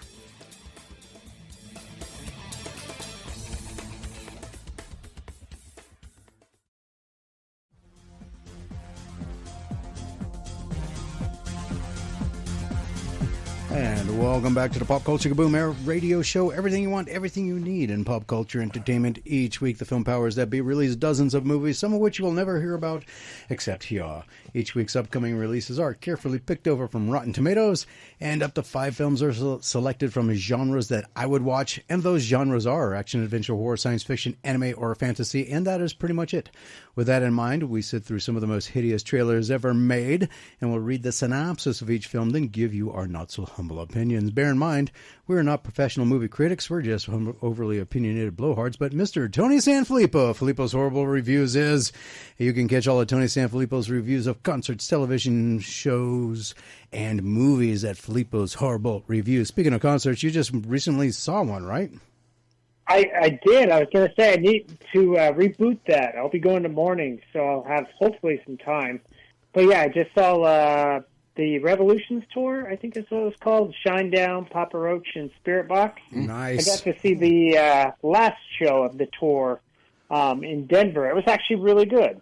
Awesome. So you're not Yeah. traveling this week. No, actually I am traveling. I am Oh. in Nebraska tonight. Oh, Yes, you're I in am. Nebraska. Okay. I'm at my nephew and niece's house tonight. Had the next couple of days off, so came up and surprised them, and doing the show live from Kearney, Nebraska. Okay, and your Broncos won. Yay! Yeah, I know. You know, it's kind of sad. I saw him fall apart. I go, okay, good. It's all part of the plan. All the other quote unquote tanking teams won today, and it would have put us in a better spot. So it's kind of, I won't cuss, but dang if you do, dang if you don't. So it's okay though. You always got to hope for a win, and it was ugly, but we got it. So we'll take it. At least they're not as bad as the Carolina Panthers. They're dyslexic and think 0-6 and being at the bottom means that they're winning. So and you know what's bad about them is they traded away their pick, so them losing doesn't help them. It just helps the Chicago Bears. They own their pick, so it really helps Chicago. So well, let's get on to these here movies because we got some really doozies this week. Buddy. Oh, yeah. So here on the Pop Culture Kaboom radio show, we utilize the carefully crafted and patented Pop Culture Kaboom movie rating system. If it is worth seeing in a theater at full price, it is a good, not a great. That is to be determined by you if you choose to see it in a theater. If it seems worth seeing in a theater as a matinee or in your town's cheap theater, it is a so-so. If it seems worth seeing as a streaming service or as a rental or however you choose to watch the film while avoiding social interaction, it is a blah. And if it is deemed so awful you should wait for it to be on public television, it is considered a touch brown because FCC regulations say we can't use profanity. So let me throw the dart at the proverbial dartboard here. And how about Bonded? Dr. Reeve and his group of friends, while on their annual friends trip, discover they're being stalked by a psychotically disturbed patient from Reeve's past. Whoever made the trailer for this film doesn't understand what a trailer is, that a trailer is meant to sell you on seeing the movie it's representing. I have no idea who is who, why they're doing what they're doing, or what any of it has to do with anything. And now my thoughts on it is longer than the synopsis, which, by the way, told me more than in its run-on sentence than the entire trailer. I'm giving it a touch brown. I felt the same way. I watched the trailer, and the entire time I was like, I don't know anything that's happening. I have zero context for who these people are. I don't know why they're scared. Therefore, I don't know why I'm expected to be scared. Like, no information. Yeah, or none crying whatsoever. in pillows or screaming at Yeah, I was so, like, and then I actually went back after I watched the trailer. I went back and read the synopsis in the email you sent. Like, is it me? This is the first I'm actually reading the I went back. I was like, is it just me? Did I miss something? No. None of this was in there. Okay, cool. I'm glad that I'm not the crazy one. I'm not the problem here. So what do you give it? A touch brown as well. Okay. A little bit of out of order, but Tony, what say you? Oh, I just saw you both throwing up your arms like that. I'm like, did I say something wrong? No, it was good. No, I love it. No, it's always good when we have guests on the show and they get to experience what we do every week.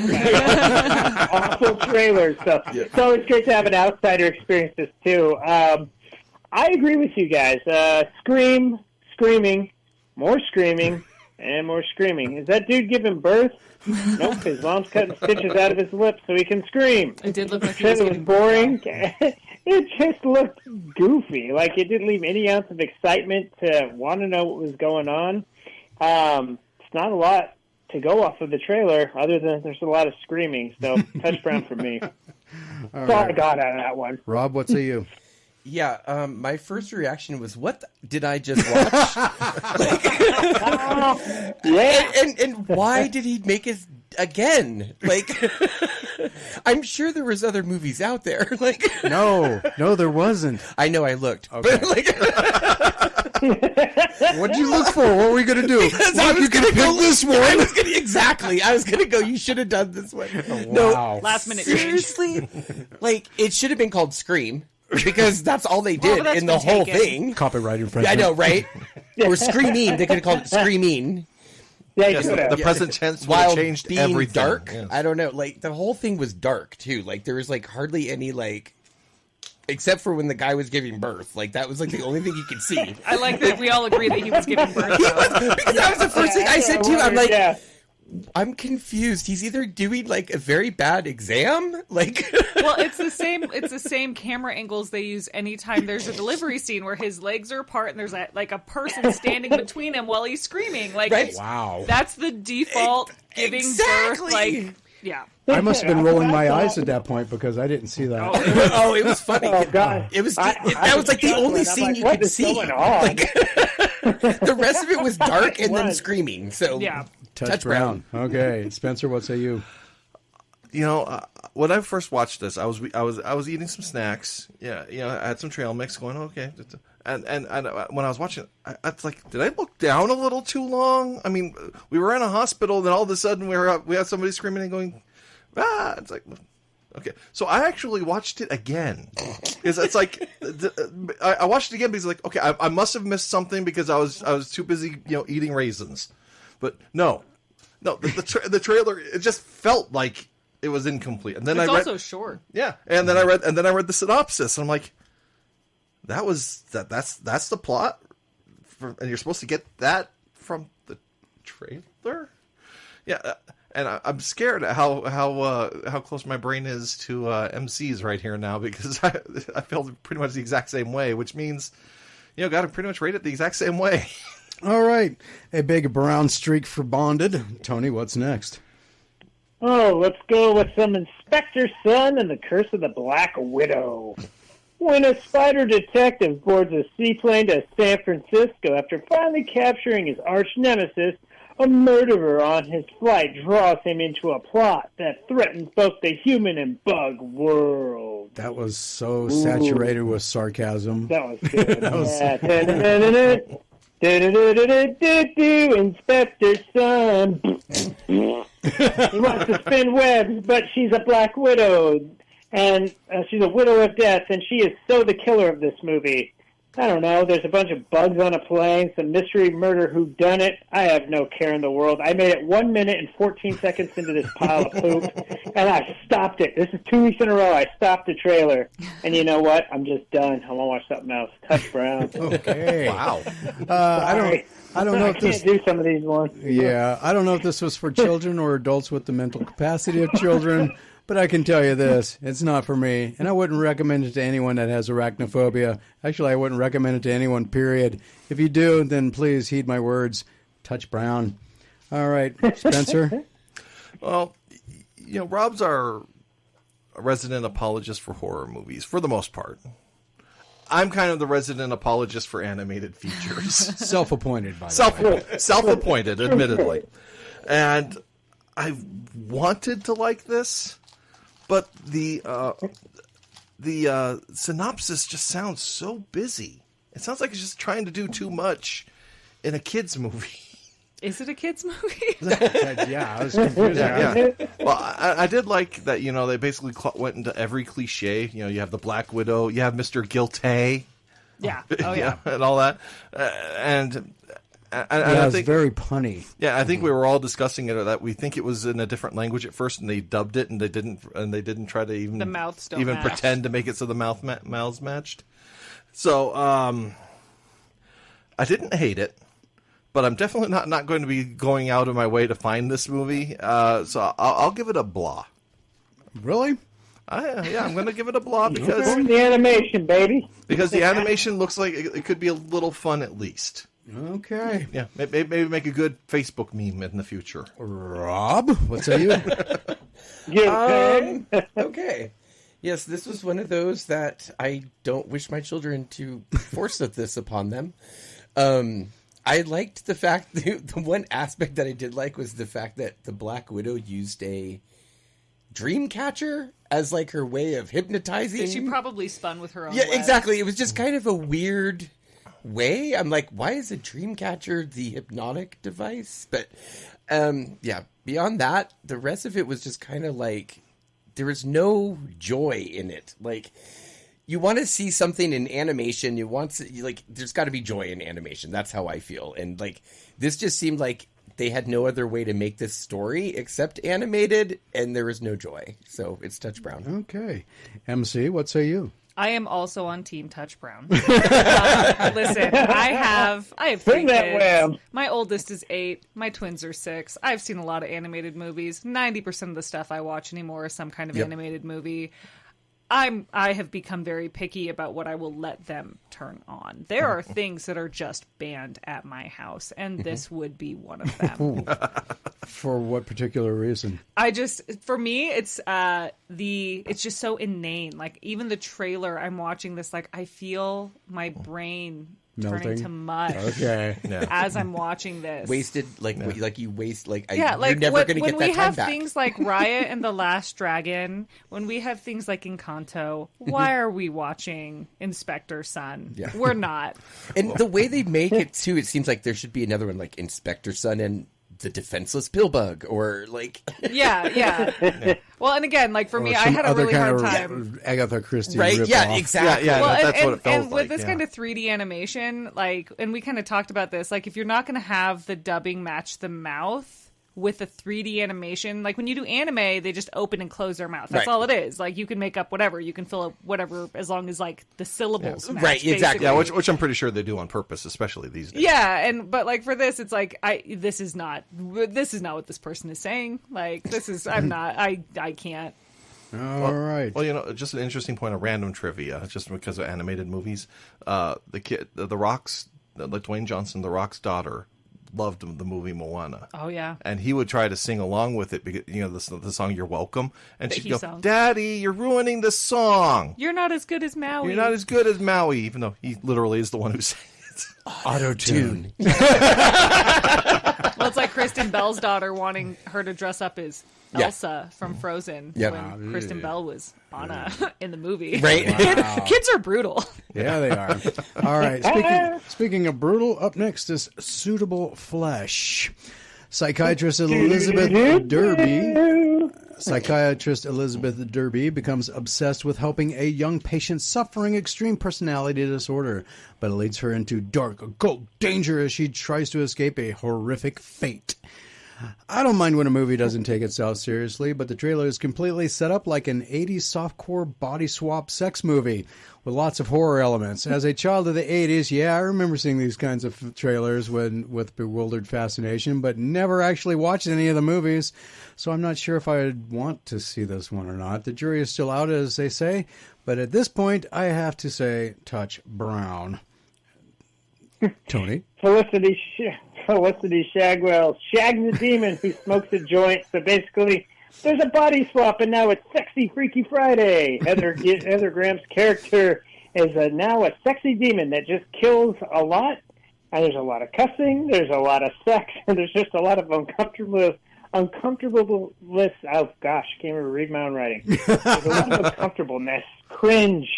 This is like definitely something you would have seen in the 80s with the cheesy music and the stuff you would see on Cinemax after hours. Demon hooks up, kills. Definitely not would I ever see this in theaters. I'm sure this movie's extremely stupid and doesn't take itself seriously. And there's enough of that Lethal Weapon 80s saxophone. I'm good now. Light up the cigarette, touch brown. Okay. So, I'm very uncomfortable watching it, I think. Rob, what say you? Yes, Roller Girl has a sequel to Boogie Nights. It's called Suitable Flesh. Oh man. Yes, actually, I liked this one. It was very campy. I like the camp. I know you did. And just the fact that this totally reminded me of Heather Graham back in Boogie Nights, and that's exactly why I referenced the Roller Girl. But yeah, no, I'm definitely going to probably see it. I won't see it in the theaters, but I'll definitely see it when it comes up. Okay, so it's going to be a blah. It's going to be a blah. Spencer, what say you? And he's got time. I got a little time. Okay. Well, it had a promising start. I mean, it was kind of weird, but it's kind of like, okay, we got it interesting. But then it said it came from the universe of H.P. Lovecraft in that weird pink script, and I'm like, from the universe of what? And then basically the only Cthulhu element is the guy muttering into the phone, going. Or me every Sunday doing the cons and events. Yeah, or sounded like Jimmy doing his best impression of the Tasmanian Devil. Yeah, I could do actually a really good impression. Yeah, that's what I'm saying. What the hell, man? Well, actually, yeah, but yeah, your impression of the Tasmanian Devil is probably better. Yeah, but so it just kind of devolved and unraveled, But, it does have some good reviews in it, but I'm not a big person on reviews, which is ironic considering we're literally reviewing the trailer. But, I'm kind of with Rob on this one. I will not see this in a theater. But I probably will catch it if my wife thinks it might be mildly interesting, so blah.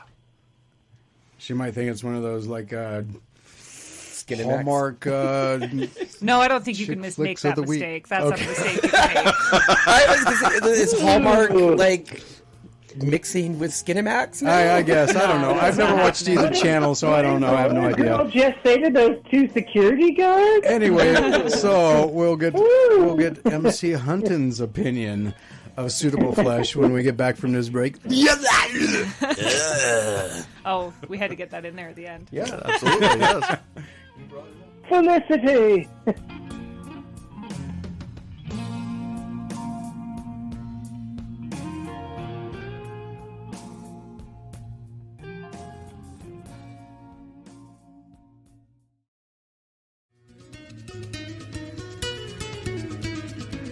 Welcome back to the Pop Culture Kaboom Radio Show. Everything you want, everything you need in pop culture entertainment. Let's recap the movies, shall we? Bonded, got a big brown streak. Everybody gave it touch browns. Inspector Sun. Spencer, for some reason, gave it a blah. Everybody else gave it a Wow. Like I said, I am the resident self-appointed animation apologist. Okay. Suitable Flesh is the next one. And so far, Spencer and Rob both gave it blahs. Tony and I gave it touch browns. And just to I can't recap. I already erased it. Anyway, so MC Hunton, what is your opinion of Suitable? She is the tiebreaker. I am the tiebreaker here. So, Suitable Flesh, right? That's what it was called. Yes. I like the entire trailer. I was like, this movie can't decide what it is. Like, it can't decide if it's like a campy horror movie or a really bad 80s softcore movie with weird music and all. Definitely a touch brown for me. Not here for it. I do appreciate that horror, like campy is part of horror. So I'm not anti-campy, but it was the campy plus the sexy that just killed it for me. Okay. So, fair enough. Yeah, that's why I'm kind of unsure, but because I'm not definite, it sucks. That's why I gave it the blah. And this could be one that might actually surprise me because there's something to be said for really campy satire that I love. Oh, yeah, like Serial Mom is great satire in that regard. Serial Mom. With Kathleen Turner? I haven't seen it. Yeah. It's great. Oh, yeah. You should, when you get a chance in the next 20 years. Yeah. Excellent. Put it on your list after sometime the in the next 7 20 books, years. after the kids are grown up. Excellent. All Perfect. Right. I have a really long list. It's not going anywhere. Right. You're okay. You can put it on low on the list. All right, we got 2 more movies to get through. Tony, what is next? All right, the next one is Freelance. Ex-Special Forces operative Mason Pettis is stuck in a dead-end desk job when he reluctantly takes on a freelance gig to provide private security for washed-up journalist Claire Wellington as she interviews the ruthless but impeccably dressed dictator Juan Venegas. When a military coup breaks out, just as she's about to get the scoop of a lifetime, the unlikely trio must figure out how to survive the jungle and each other in order to make it out alive. Okay. Peacemaker is coming out of retirement and is ready to kick sea bass. Because again, I can't cuss on the show. Did John Cena go back to WWE Studios and is Vince McMahon producing this? It looks like early Cena movies, like The Marine and things that they used to produce for that WWE Studios back in the day. It looks like it's kind of a cheaper version of Lost City, the one with Channing Tatum and Sandra Bullock from a few years ago. The action looks low budget, and it's really odd that John Cena at this point of his career is doing something this with a bunch of no-name actors and the ageless wonder Christian Slater. He was the one that set him up in it. The movie doesn't look great. It's definitely not something I think will even go to theaters, although it does say it is. But it does look at least entertaining enough to watch at least 20 minutes to see if it hooks me. So I'll give it a blah for a streaming site, just because I do like the action films, and I like to give them a shot if I come across. But wow. It just looks Doesn't look overly exciting, though. I am going to go with that. There's not a lot of excitement behind it. All right. Well, it's a movie. That's about all I could really say about it. Honestly, if action romance type of movies are your thing, I'd recommend a movie I actually loathe over this, which is Romancing the Stone. So go enjoy that. That's great. I would rather catch malaria from jungle mosquitoes than see this, so I'm giving it a touch brown. Spencer, what say you? Well, it's funny that he said Lost City because, it was like Lost City meets Fallout to me. Because you have the charismatic despot that you have to, in this case, rescue, apparently. And if this had been John Cena pre-Suicide Squad and Peacemaker, I probably would have automatically given it a touch brown. I would have hoped that he had been like the guy in Guardian of the Galaxy, where if he moved very, very slowly, you couldn't see him. Because he does that, and can't see me crap. And I would, but because he gave me a modicum of hope, because that he can be funny, like he was as Peacemaker, I will give it a blah. I was thinking I might go up to as high as so, but it's like, no, I'll wait for it to get home. I'll wait for her to watch it at home. I'm not going to pay matinee prices for this one. All right. Rob, what say you? Yes, this has John Cena. Good. This has Christian Slater. Haven't seen him in a while, so even better. Yeah. It has the action of John Cena being John Cena. I mean, he's kind of has that, kind of like The Rock. I kind of feel bad that he's kind of fallen into that persona, but I like his movies. Well, yeah, it's kind of like back in the 80s where it's like, it's the big bad, Arnold Schwarzenegger. Now he's got the big bad John Cena. And you don't have that in action heroes a lot these days. It's true. Maybe. To me, it's just, I don't know. He has a weird, quirky sense of humor in his movies. So I like that sense. So although I like him and all that stuff, it's not something I'm going to go pay to go see in a theater, but it's definitely going to be a blah when it comes on streaming services. Wow. Okay. MC, what say you? So if everyone is picking the things they're apologists for, bad action movies is probably one of mine. I love a bad action movie. Like, Shoot 'em Up is one of my favorite movies. Oh, I love that movie. It's so good. Commando. I actually haven't seen Commando. What? I know. Oh. I Put said that my on the list 20-year list. On the 20-year list. It has been 20 years. It's been more than 20 years. Alyssa Milano was like 7 when she made that.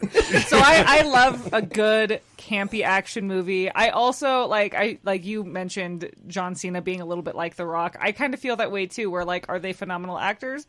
No, nobody can pretend that that's true. You're gonna watch a John Cena movie, you watch the Rock movie, right? And you're like, I know who they're gonna be. Mm-hmm. They're gonna be the same person they are in every movie. It's not gonna be great. No. But as people, they also do really cool stuff in their personal life. And John Cena has fulfilled more Make-A-Wish Foundation wishes than anybody ever. Yep. So I just kind of by default like him as a person. And then the female obviously love interest based on the trailer is Alison Brie, who I also really enjoy. Yeah. And so would I pay to go to see this in a theater? No. So this is going to be a blah for me, mostly because I don't go to theaters. But if a friend of mine was like, hey, I was going to go see this campy movie, do you want to come with me? I would probably tag along, but I wouldn't choose to go to that movie. It's a blah for me. Well, I lone wolfed it on that one. You've done that more than once, Jimmy. It reminded me of that one that The Rock did with the guy from American Pie. Rundown. Yeah. I love the Rundown. Yeah. Well, I am one movie away from just flatlining this weekend. All right, which means that it is time for that 400-pound gorilla in the room this week, which is Five Nights at Freddy's. The film follows a troubled security guard as he begins working at Freddy Fazbear's Pizza. While spending his first night on the job, he realizes the night shift at Freddy's won't be so easy to make it through. And that's your synopsis. That's all you get. So, I will never feel the same going to a Chuck E. Cheese's again. Based off the popular horror survival game Five Nights at Freddy's, it has a huge following, and I'm not sure exactly why. No, I haven't played the game, but I have had it described to me, much in the same way this trailer describes the movie, with generic jump scares, overused horror tropes, and illogical circumstances. I hope the fans of the game franchise won't be disappointed, but I have nothing but secondhand information about a game and, well, the trailer of this movie, which looks very, very generic. I might see it just for the fascination, but I ain't going to the theater for it. I will actually give it a blah. Tony, what say you?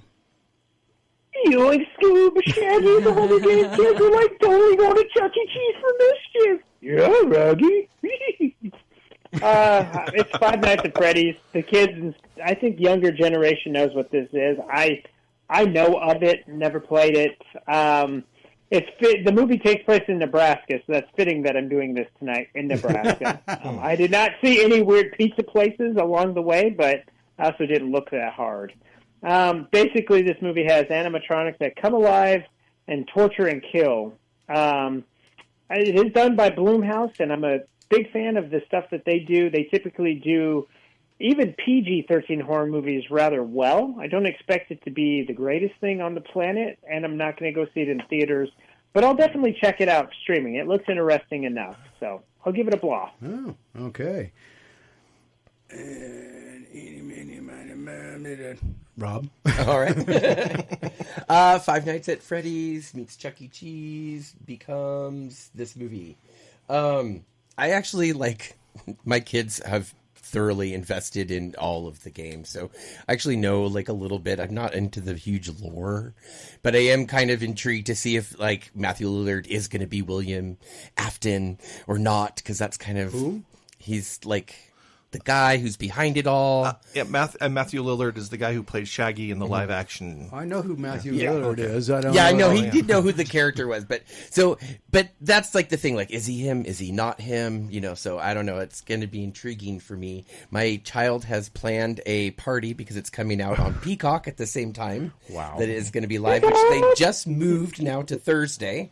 So I will be watching it Thursday. Okay. If they didn't in all honesty, if they didn't give me the option to watch it at home, I'd probably go see it in the theater, but they give me the option to watch it at home, and I already pay for that service, so I'm watching it at home. Okay.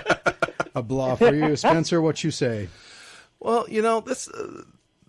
I think Freddy's is unfortunate. Five Nights at Freddy's is kind of a victim of its own success in this regard, because it took so long because they wanted to get it right, that an even more insane version of this came out with Nicolas Cage called Willy's Wonderland. And I don't know how you can out-crazy Nicolas Cage. I don't think it's possible. I wholeheartedly agree. So now, it does look interesting, the dynamic of him having to rescue his kid, which was not in the original game, because this is basically the setup of the original game, minus having the kid involved. Well, you got to have a kid involved, I guess. Yeah. It increases the stakes, right? Mm-hmm. Yeah, but that also makes me think that they're going to basically ignore all that lore that we were talking about, that Rob has an inkling of. Because I had a niece who was into it, watched all the stuff I could on the internet about the lore, and now it's like, oh, they're going to ignore everything. Okay, that's cool. See, I didn't get that from my kids. My kids were saying oh, look at that! Look, there's little Easter eggs that they see in the trailers because I'm not in the game, that they're yeah. Right. yeah, and because of that, I'm actually, but it looks like it could be a fun horror movie. It's basically jump scare the movie, and I can be there for that. I can be there for jump scare the movie. That's so much horror, right? Yeah. Just basically, and so. Wow. I won't pay full price, but if I can get a good group together, I'll go to the movie theater for this. MC? I like how a lot of us are like, so this child in my life is the reason I was introduced to this horrifying animatronic nightmare. I like that's how all of us have come to understand Five Nights at Freddy's. Because for me, it's my nephew. He's 9. And he got into it a couple of years ago, and it's every time I'd see him, he had stuffies, okay? That's a thing of nightmares. Yeah. And he would just talk at me about this game. You know how kids get when they're really into things. So I've heard in the background just a lot of talking about this game. So I saw the trailer, and I was like, oh my gosh, I've got to talk to my nephew about this trailer. But the trailer, immediately, I'm like, my first thought, and I can't believe nobody else has pointed this out, was PETA has fallen. right, from the Hunger Games. The actor who plays PETA is the main guy. He's the main actor, and I was like, I never saw the Hunger Games. it's okay, you didn't miss much. I did not enjoy the Hunger Games that much. But that's the thing. That's a totally different topic. I do have a soft spot for that because that got my wife back into reading. Yeah. So the I Hunger do have Games a got a lot soft of people spot for back into books, reading. yeah. I rage read the books, but again, that's a conversation for but now another she's moved day. on to much better books. Yes, but so it's PETA from the Hunger Games so the whole time I'm like, I can't take you seriously. You're PETA. You're a golden retriever. You're a teddy bear, not the crazy animatronic kind. That said, though, like I think it looked, especially for some of the other ones, like the effects looked a little bit better. Like it looked a little bit higher production quality. What is Universal? Right, and I'm definitely not paying for it unless my nephew is going, and then maybe I'll end up dragged along with that. My kids won't see it because my kids will be scared of Five Nights at Freddy's. So this is going to be a blah for me. I'll probably end up like, okay, let's be real. I probably won't end up watching it on streaming services with my zero spare time, but if I were to watch it, it would be streaming. Wow. All right, well, Five Nights at Freddy's, the 400-pound gorilla in the room has lived up to its name. As Spencer gave it a so-so, and MC Rob, Tony, and I all gave it blahs. Suitable Flesh, Rob and Spencer gave it a blahs. Tony, I, and MC gave it a touch brown. Inspector Sun and the Curse of the Black Widow. Spencer gave it a blah. Everybody else gave it a touch brown. Everybody else with sense gave it a touch brown. Freelance, everybody gave it blahs except for me. I gave it a touch brown. And Bonded, everybody gave that one a touch brown. So, yeah, watch at your own risk. But those are the movies that are coming out this Friday, basically. And next week, October 30th through November 5th. Can you believe we're already almost into November? This year has gone by. Yes, I can, because my work has started playing Christmas music. Oh, I would go on a killing spree. Yeah.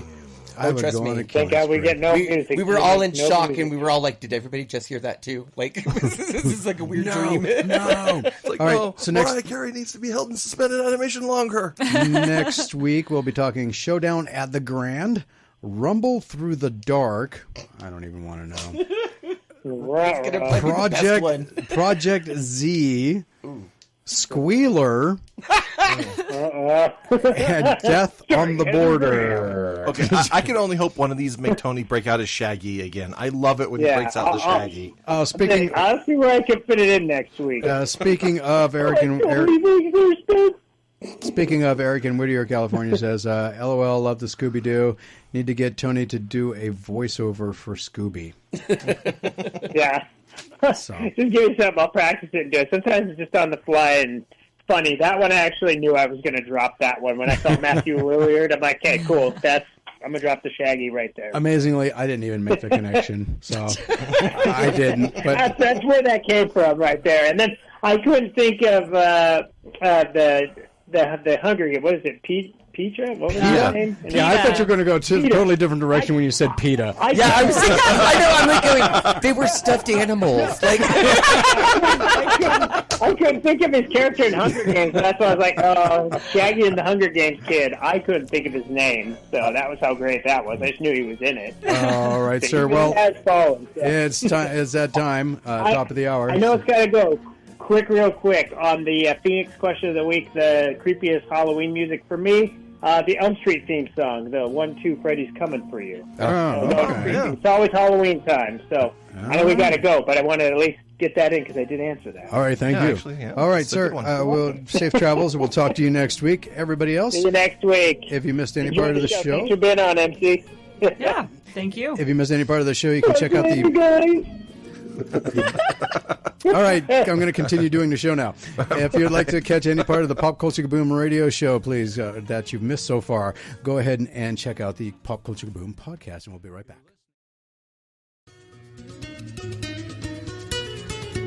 Okay, welcome back to the Pop Culture Kaboom radio show. Everything you want, everything you need in pop culture entertainment. We just got done with the movies. And our special in-studio guest for the entire show so far, all 2 hours, And now going into hour 3 is MC Hunton. We just got done talking about book 1, which was Resurrection of the Martyrs series, which she wrote, which started her on her writing career, shall we say, and where she won numerous awards and nominated for others. And book 2, Conviction, it's just Conviction book 2. Yep. Conviction book 2. The unimaginable has happened. A sin has been destroyed. Spoilers. Yay! Well, that was the goal of the first book. It is the goal of the first book. For the first time in decades, the martyrs have something to celebrate. Pride is gone. While the underground revels in this victory, seeing hope through a darkness so thick they never thought they'd escape it, Darius Jones, no relation, only has one thing on his mind. How can they do it again? The hunt to bring more virtues into the underground begins. But everything is thrown into chaos when bombs start lighting up New York City and Thorn Rose is nearly killed. Thorn Rose? Yeah. It's a character. It's a character. I'm well aware it's a character. I'm sorry, but the way you were saying it was like, is that a character? Well, it's like a character that came out of nowhere. I mean, it was like no. Not if you read the Darius first Jones, book. Yes, Darius if Jones. you've read the and now first there's book. the Thorn Rose. The martyrs are pulled between stopping the violence, protecting their own, and bringing in the only people who can eradicate the sins for good. Eradicator. I always have to think of that one. You watch the Kids in the Hall? Mm-mm. Oh, you got to watch. I love Kids The in the Hall. Eradicator. Anyway, you got to watch it to know what I'm talking about. Anyway, the sins for good things start to look up when Darius tracks down a virtue, but there's a problem. He might not have what it takes. The man challenges everything Darius knows about the martyrs, and worse, he shines a harsh light on every mistake, lie, and secret lurking in the underground, dismantling the fragile trust Thorn and Darius have worked so hard to build. Soon Darius is faced with a complication he never expected. Can he convince a virtue to be more virtuous? My first thought is what happens when a sin is destroyed?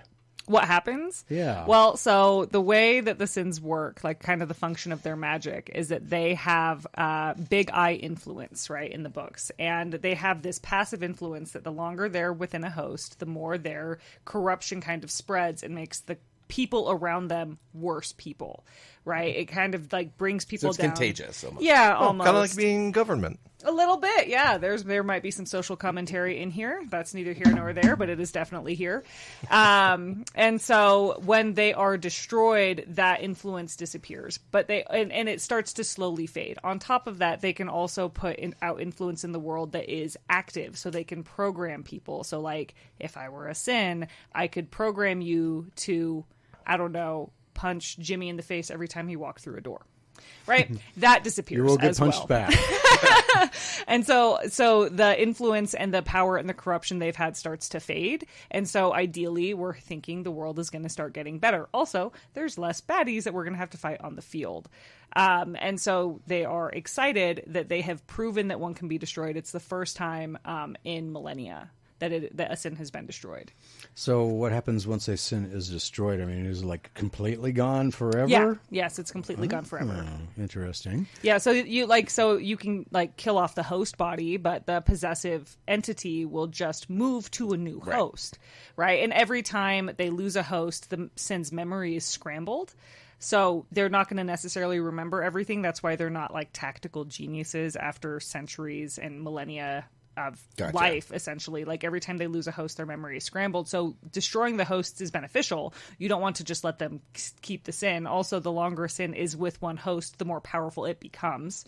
So the more influence it can use, the more its corruption can spread, the more it can they can take over people's minds and connect them to the hive mind and like control an army of puppets. Essentially, the longer they've been with a host, the more puppets they can control. So you want, like, the martyrs are trying to just destroy the sins to keep their power weakened, just to kill the hosts off. But when the sin itself is eradicated, it will never come back. It will never repossess. Awesome. Now, does this take place in present or a dystopian future? It's a slight dystopian future. It's not far in the future. Book 1, the first chapter of book 1 starts in September 2090. Okay. So it's not super distant future, and it's not as technologically advanced as we would maybe expect it to be, because the Sins have kind of slowed progress down, but they haven't destroyed it entirely. Well, back in the 50s, they were saying that we'd have flying cars and jetpacks by now. So you Right. know, Where's my flying car? I want my flying car. Right. So it's not out of the realm of possibility that we wouldn't be as advanced as we would hope we would be by 2090. Exactly. Yeah. And so it's slightly future, dystopian future. Yeah. Interesting. Would you consider it like in that young adult category? Mm-mm. Okay. Nope, not at all. A lot. That's Shot the that down. Why, the reason I asked is because a lot of dystopian future is well, and young adult is also one of the number one genres, right? In traditional publishing, and honestly in indie publishing across the board, romance and young adult are the prevailing genres. They're the most commonly read. They're the most commonly purchased. I cannot tell you how hard it is to find other indie books that are urban fantasy. So for my newsletter that I produce at the end of every month, I review another indie urban fantasy book. Specifically, this month I am doing horror, so it's not really urban fantasy, but because Halloween, right for October. But it's really hard to find urban fantasy that's not romance, because urban fantasy romance is kind of like the genre that got urban fantasy even on the map. Vampire romance, werewolf romance, those urban fantasy romance. Very big in the markets right now. Very big, and they have been for a really long time. And young adult is also really big in the market, and especially with dystopian. So no, it is not. It's not. I wouldn't say that like a teenager couldn't enjoy the book, read it and enjoy it, but my characters are in their late 20s, right? It's not written young adult. The premises of young adult tend to be coming of age stories, talking about issues that like teens have in discovering who they are, love triangles galore, that kind of thing. I deal with more adult topics. There is like the way I tell people is my book is adult in the blood, violence, swearing kind of way, not the sexy kind of way, right? So it's not like a teenager would read it and have gratuitous sex scenes, right? That's not going to be a thing. But there is, I mean, they're adult characters, so sexuality is part of the lived experience. But it's the violence, and the subject matter is a little bit above what young adult would typically have. Okay, at this point, I'm going to pimp your website, mchunton.com, all one word. You can subscribe to that newsletter she was just talking about, connect with all of her social media links, and get not only all of MC Hunton's books, but also lots of swag is available as well, like sweatshirts. I have sweatshirts, T-shirts, that kind of thing. I'm shifting away from having that storefront on my website because it slows the website down, and moving more toward Etsy. Where you can get that kind of swag on Etsy. But I also will have stuff at live events. Like I have my cover artist has done prints of the main characters. I'm going to start selling those at live events. She's done a couple of stickers. And anytime I sell artwork that she has done specifically, she gets, I haven't decided the percentage, but I'm thinking like 80% of the profits go directly to my artist. So I know that RageCon you had the Wheel of Misfortune. I do, yes. I love my wheel. And I spun it, and I got you had the tattoo on your costume wrist. tattoo, yeah. The what? It's called the Picostium. It's That's a symbol from the book. I was going to say, because that's the symbol I saw on the sweatshirts that you were saying. Yeah, okay. It's a symbol in the books. It's the bad guy symbol. You learn that pretty quickly. That's not a spoiler, but there's more to it. Is it on there? They're a bad guy, pretty much? Was it based off of any like traditional like symbols? Or no, like I came up with it. I tried to get it copyrighted, but turns out copyright does not apply to symbols and imagery that is too basic. Basically, the idea is if somebody else completely independently could have come up with the same design, you can't copyright it. Gotcha. Right? So like a good example would be like the Deathly Hollow symbol. Technically can't be copyrighted. Because it's circle because and triangle. it's three shapes, right? Yeah. It's a triangle, a circle, and a line. Right. Like you can't copyright that. It's too generic. But no, I just came up with it. It's technically an S for sin. Is where I started the design and then played with it and came up with a bunch of ideas for it before I landed on the design that I essentially have. But cool. Awesome. And so you're going away from the all of that. So are you going to have it's still going to be available. Like I said, it's going to be on an Etsy. And the only reason I'm pulling it off of my website, well, two technically, is that I mean, I worked in marketing for a while, so also, like, people trust Etsy. People already have their contact information in Etsy. They already have their payment information in Etsy. It's a trusted commerce site, and so people are more likely to purchase from there than from a website independently like mine. But also, again, it slows down the website to have those photos, those links, all of that information. But all of those products I am going to move into Etsy. I just haven't because I have no time, and I am. It is not high on my priority list. Aside from the website, if you want to pick up any of MC Hunton's books, you can find them at Amazon.com, BarnesandNoble.com, any brick and mortar bookstores that you're aware of? Bookshop.org. Also, it's another online one. If you wanted to go through there, they are like profits from there go to support local bookstores. I believe you can pick a local bookstore, but I'm not 100% positive. If you do want to support your local bookstore, it was at Sundance for a while, but if you do want to support your local bookstore, you can just go up to the front desk and request it to be special ordered, and they can order it directly from the printing house I use. It will come directly there, and you can support your favorite local bookstore and me at the same time. Yeah, so and you can do that with just about any author, correct? Yeah, any author, any author across. Well, and you can do it like I have a friend in Spain who got my book in Spain from a distributor there. Just went to their favorite bookstore. And then I have family in Canada. Same thing. Went to their favorite local bookstore and got it in Canada. So that's yeah.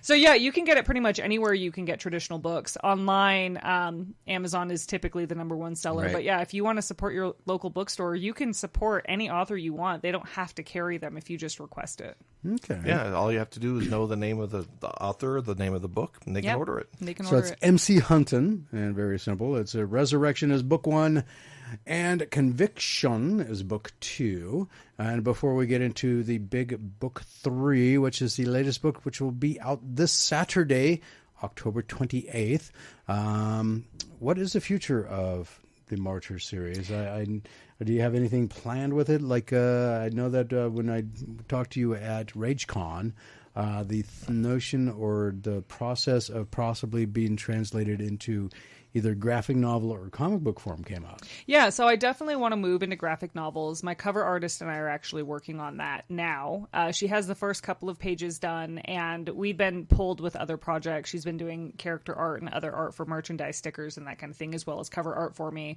And she has a side job that she also does for me with a different asset that I own. But I'm working with her on getting a graphic novel, specifically of Fading, the prequel novelette, because it's a quick, short book, right? Like, it's a much smaller first project for graphic art to get into, and we can get into the swing of things.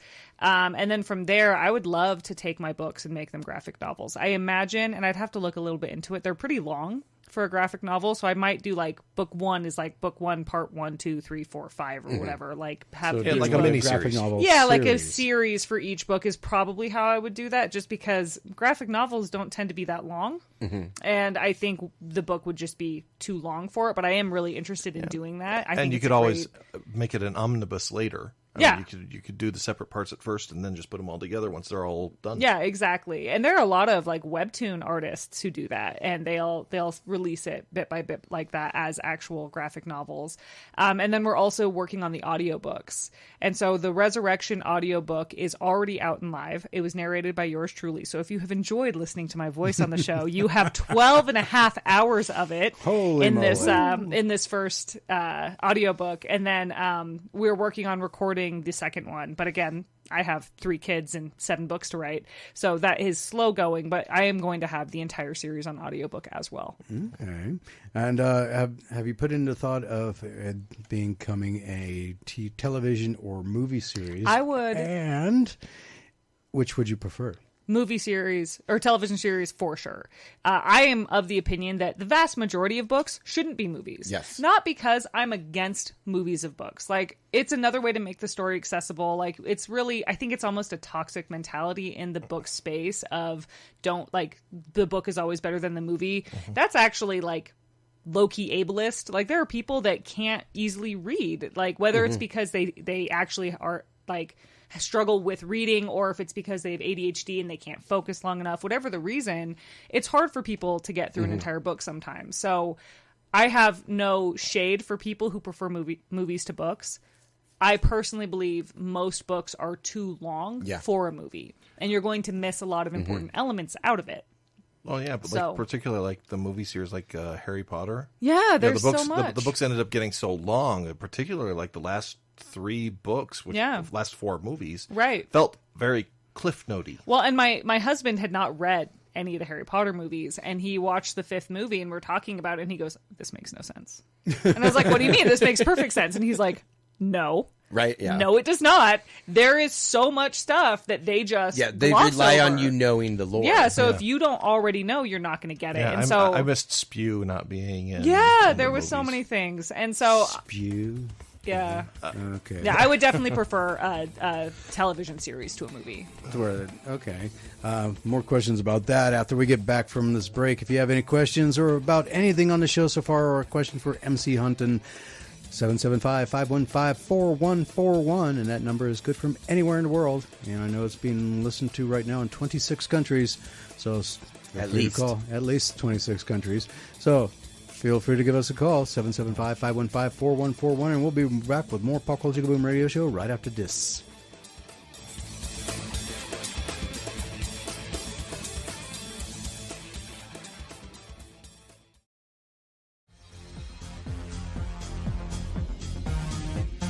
Thank you, Rob, and welcome back to the Pop Culture Boom Radio Show. Our special in-studio guest, MC Hunton, and we were talking about the Martyr series. We just got done talking about Book 2, which is called Convictions. Conviction, yes. Yeah, if I can get my computer to move. Gotta switch between too many things. Too many tabs. Yeah, way too many tabs. All right, so, and when we, before we went to break, I posed a question about being as a TV series as opposed to a movie, and which would you would prefer, and you quite well answered that, I guess, during the break, which unfortunately the audience wasn't a part Unfortunately, of. So, apparently I keep talking even when the mics are off. now That's you got to repeat weird. it. Yeah, so definitely a TV I know, I was like, where's series. the mute button? Definitely a TV series, because at the end of the day, I just don't think most books are short enough to have an adequate movie made. Like, you can get the gist, you can get the big bullet points of the plot, but you're going to miss a lot of character development. You're going to miss like a lot of the little foreshadowing. And I'm telling you right now, as an author, I work really hard on that. I work really hard on those little details that nobody but me is going to like catch the first time through. And you can't put that level of detail in a movie when you have to squeeze, a 130,000 word novel into 3 hours, right? And that's if you do a 3 hour. Something's I was going gonna to say get you're cut. being generous. I'm being generous, right? They're mostly Like- an hour and a half. Yeah. Right, like you you're- basically have to be Tolkien popular to be able to get a 3-hour movie. Right, exactly. Like you're just not going to get the level of detail in there. And so I would absolutely prefer a TV series than a movie. Okay, cable or public television?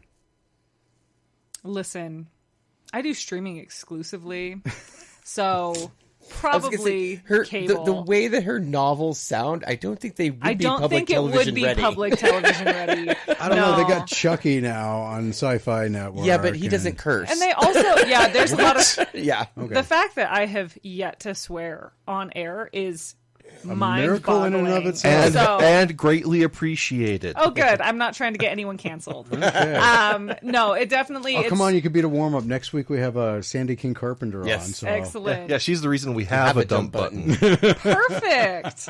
No, it's We'll it's just test definitely Rob's too adult. reflexes. You gotta get quick. Yeah, it's definitely too adult for public television. Like, it would definitely need a little bit more. It's very violent. It's very graphic. Lots of swearing. Like, I don't think public television would be the place. There'd be a lot. There would be so much censoring done that you wouldn't understand what's happening. It's the same problem with it being a movie. They'd have to take too much out. So it kind of sounds like R2-D2 in the Yeah. dialogue. Well, lot no, of it's not beeping? that level of bad, unless it's one specific character when she's really mad. All right. Tourette's is your friend. And so this coming Saturday, October 28th, will be the launch of Devotion, which is book 3 of the Martyr series.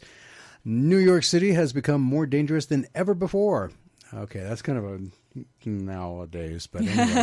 The sins before are now, wow. yeah, the It's sins actually are gotten better than it was even 30, 40 years ago. really no way. In your novel? No, just generally.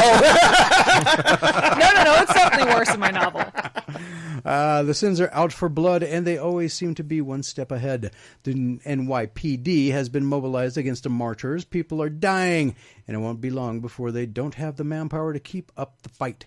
Darius Jones isn't about to let that happen. This war has taken everything from him, friends, family, and all of the people he's ever loved. The only thing he has left in is the battle against the sins, and he's coming apart at the seams to make sure they win. Thorn is desperate to keep him from working himself into an early grave, but with the rest of the underground in shambles, she's hardly managing to hold them all together. If something doesn't change, the martyrs won't survive.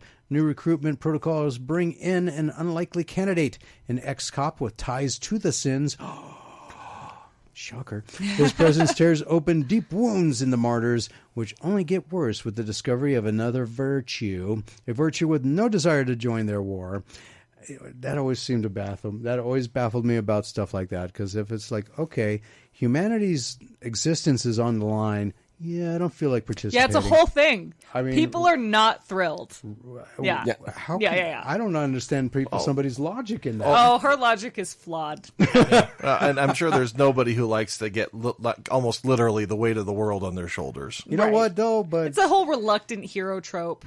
Well, because I don't know. Maybe I'm just too analytical, but okay. Humanity's going to die unless I do something to help. You're very Spock about it. I'm not going to do anything. The many outweigh the needs of the few. I'm not going to do anything. So that means that I'm going to die. That's where it always baffles me. Anyway, let me finish the synopsis here. You're mad at all the right things. As resentment begins to devour the underground from the inside out, Darius realizes something terrifying. His life isn't the only thing he stands to lose. Devotion is the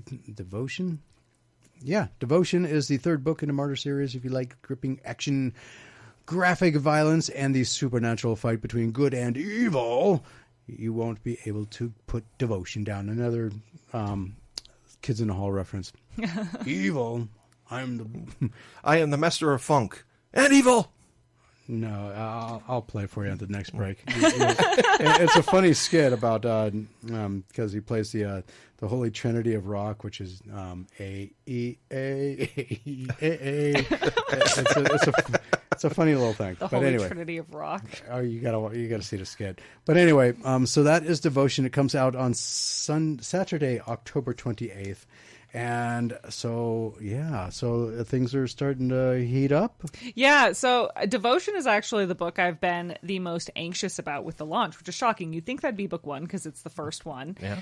But Devotion comes on the heels of one. I have a bigger following. I have like a lot of readers out there who are not just my friends and family who love me, right? Like people who are going to tell me it's great because they love me and they don't want to break my soul. Like people out in the real world who don't care if they break my soul and who might in fact revel right I was going to say my soul. Yeah, like it's their whole job, right? They're like, oh my gosh, this author wrote a thing that I didn't like, let me be brutally mean about it, right? So it's like the first time, like I've got like a really big following. I have a little there's a book club up in Washington State that read my book, and all of them are really, really invested now, and they communicate with me on social media. So I have a much bigger following, which feels like a higher height to fall from.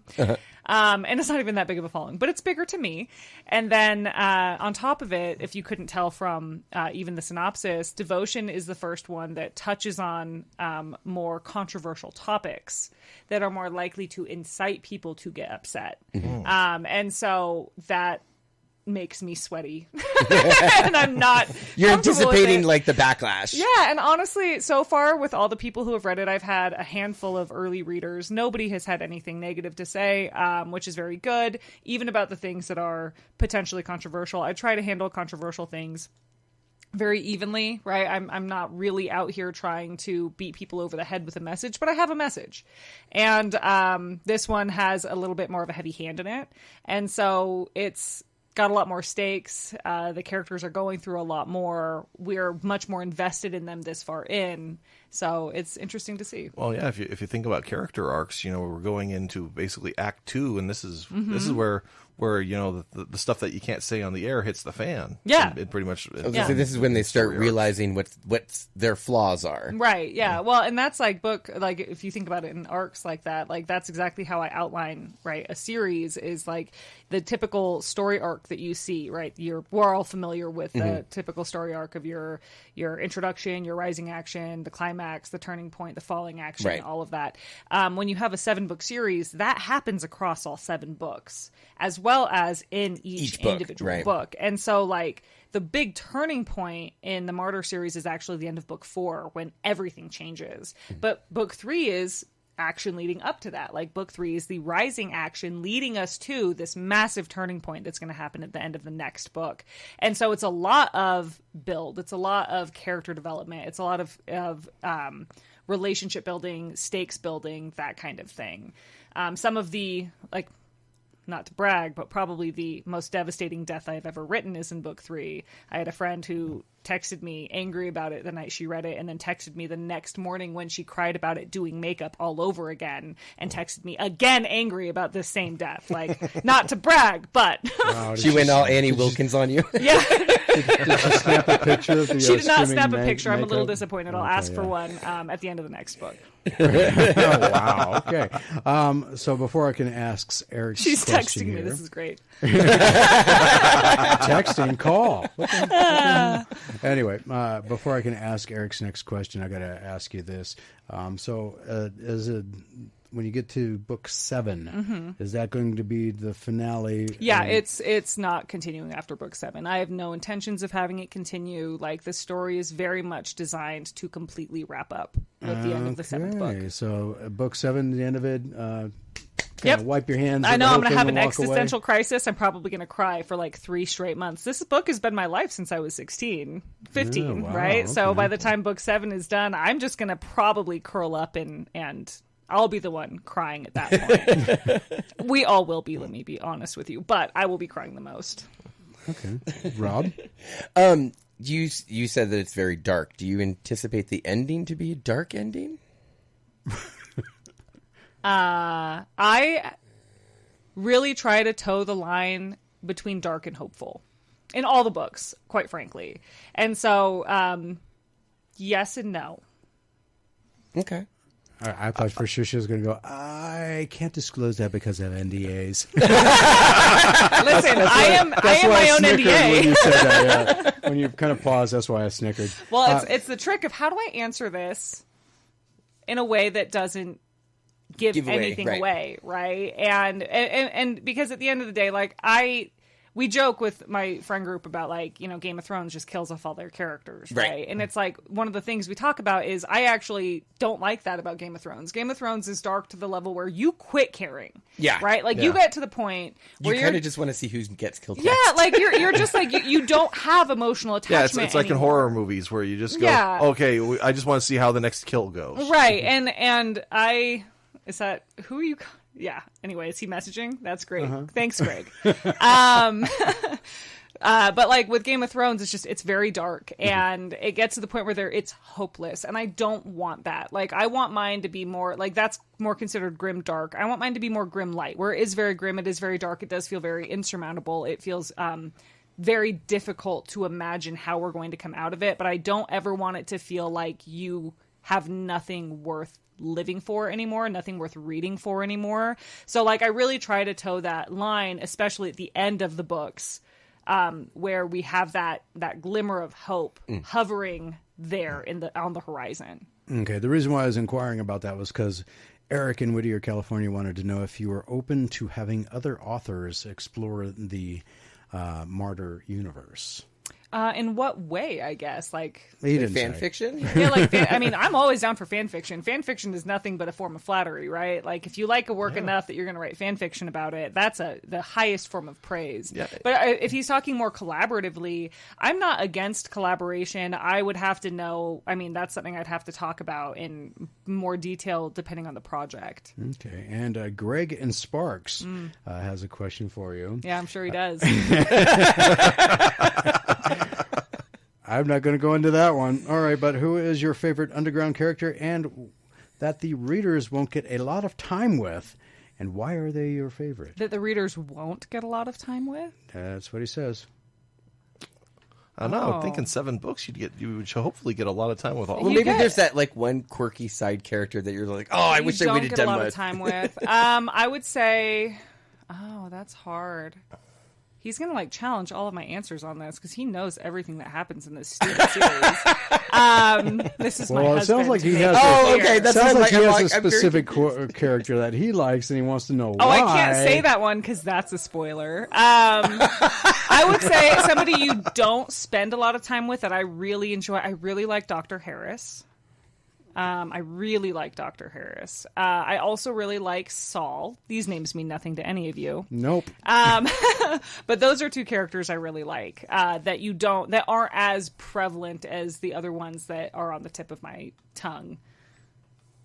I know all the things. He does. He knows all the things. He knows everything. He's my sounding board. This poor guy, I'll like finish a chapter and I like show up and he's like watching some anime on the couch and I'm like, listen, I need you to stop doing this because I need immediate feedback on this thing I wrote 2 seconds ago. And he's like, seriously? And then he will go, no, wow. We're doing it tomorrow. And I'm like, fine. Interrupting a show for that? Really? Yeah. Wow. In my defense, he was usually asleep on the couch when I got there. He interrupted his own show. Fair enough. All right. Well, technically, you weren't watching. Yeah, right? It's fine. But technically, you did wake me up. Yeah. So I'm going to return to that. But anyway. All right. So we got 25 seconds. I thought there was going to be more of an answer to that. Uh-oh. Well, if you want to know other characters, like, so the reason Dr. Harris is one of my favorites is because he's fun and snarky. Like, he doesn't, it's funny because like I said, I just finished writing book 4. He actually doesn't come up that much in book 4. And I kind of missed him. I got to like chapter 20 and I was like, I gotta hurt some more people and Is get he back like to the the hospital comic so relief? we Wow. can see. He's not That's really kinda comic sadistic. relief. I gotta hurt more I gotta people. hurt more people. Dang. Yeah, he's not really comic relief, but he's got a fun personality. He's fun to write. Okay. We still got more to talk about because we got to talk more about the big book launch for Devotion that is coming up Saturday, October 28th, 3 p.m. at the Sparks, Nevada Coffee and Comics. And what will be going on there, what you can get, what you will see, what you will hear. Are you going to freestyle rap? No, Okay. absolutely not. I will, however, read a section of a chapter out loud. So there will be no emceeing from MC Hunton. But we'll be back with more MC Hunton right after this, so don't go anywhere.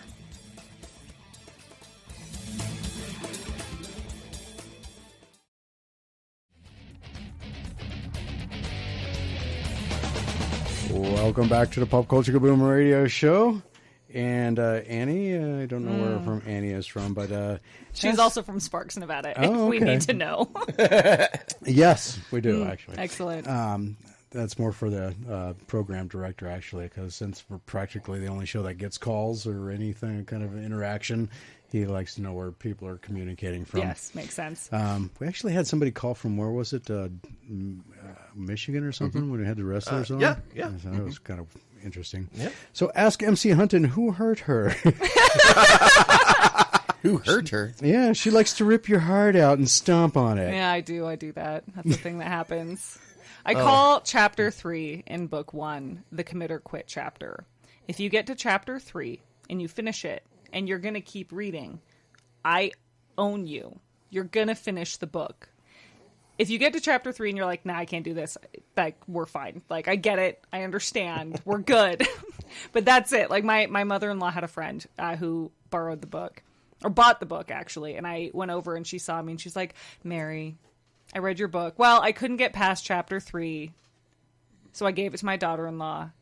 You're a wonderful writer, just a horrible person. And I was like, I love that review. I love that review. That is my writer, but a horrible That is person. my new. I should put that as my tagline on all of my social media. I'm a big fan. You should have said that. Can you write a review for that on Can you write a Goodreads? review? Yeah, Yeah, that'd be exactly. nice. This way I can actually quote it. Yeah, exactly. Also would like to know, I'd love to hear more about MC's music playlist that inspires her while writing. Yeah, so I've mentioned on the show. Sounds I like think a lot of couple dark times. stuff. It like is a lot of dark. It's a lot of. Mushroom Head It's a and, lot of rock, a lot of metal, occasional random other songs that like randomly fit. But yeah, I mean, it's all I listen to. It's all my poor kids listen to. They sing along to it. They have decided, they're like, this is a dark song. This is a dark song that's also red because it has screaming in it. If it has screaming, my kids decided it's red. So we can all agree that is now the color scale of songs. But yeah, I have certain songs for each book. Like each song on the list, it has like a specific moment or a character or something it inspires. And so when I'm working on those chapters, I'll play those songs on repeat. Okay, like name a song. Well, this one's not technically in there yet, but Counting Bodies Like Sheep to the Rhythm of the War Drums by A Perfect Circle is the final fight in book 7. So we're all at peace with that. I also have a lot of Breaking Benjamin. Ashes of Eden is one that is also a book 7 song. I'd have to look at the list to give you actual names, but I have a bunch of them that fit. Demons by Starset is the end of book 4. Okay. So things like that. So what started you with correlating particular songs to particular characters when you started out with the book? I would listen to music and it would make me think of the scenes in my head. And so for a long time, I will not lie to you, that was strictly Evanescence. Okay. And then, and then it evolved, a lot of 3 Days Grace early on, a lot of Breaking Benjamin early on. One of my favorite things about Spotify is that Spotify has its enhanced playlist feature. Mm-hmm.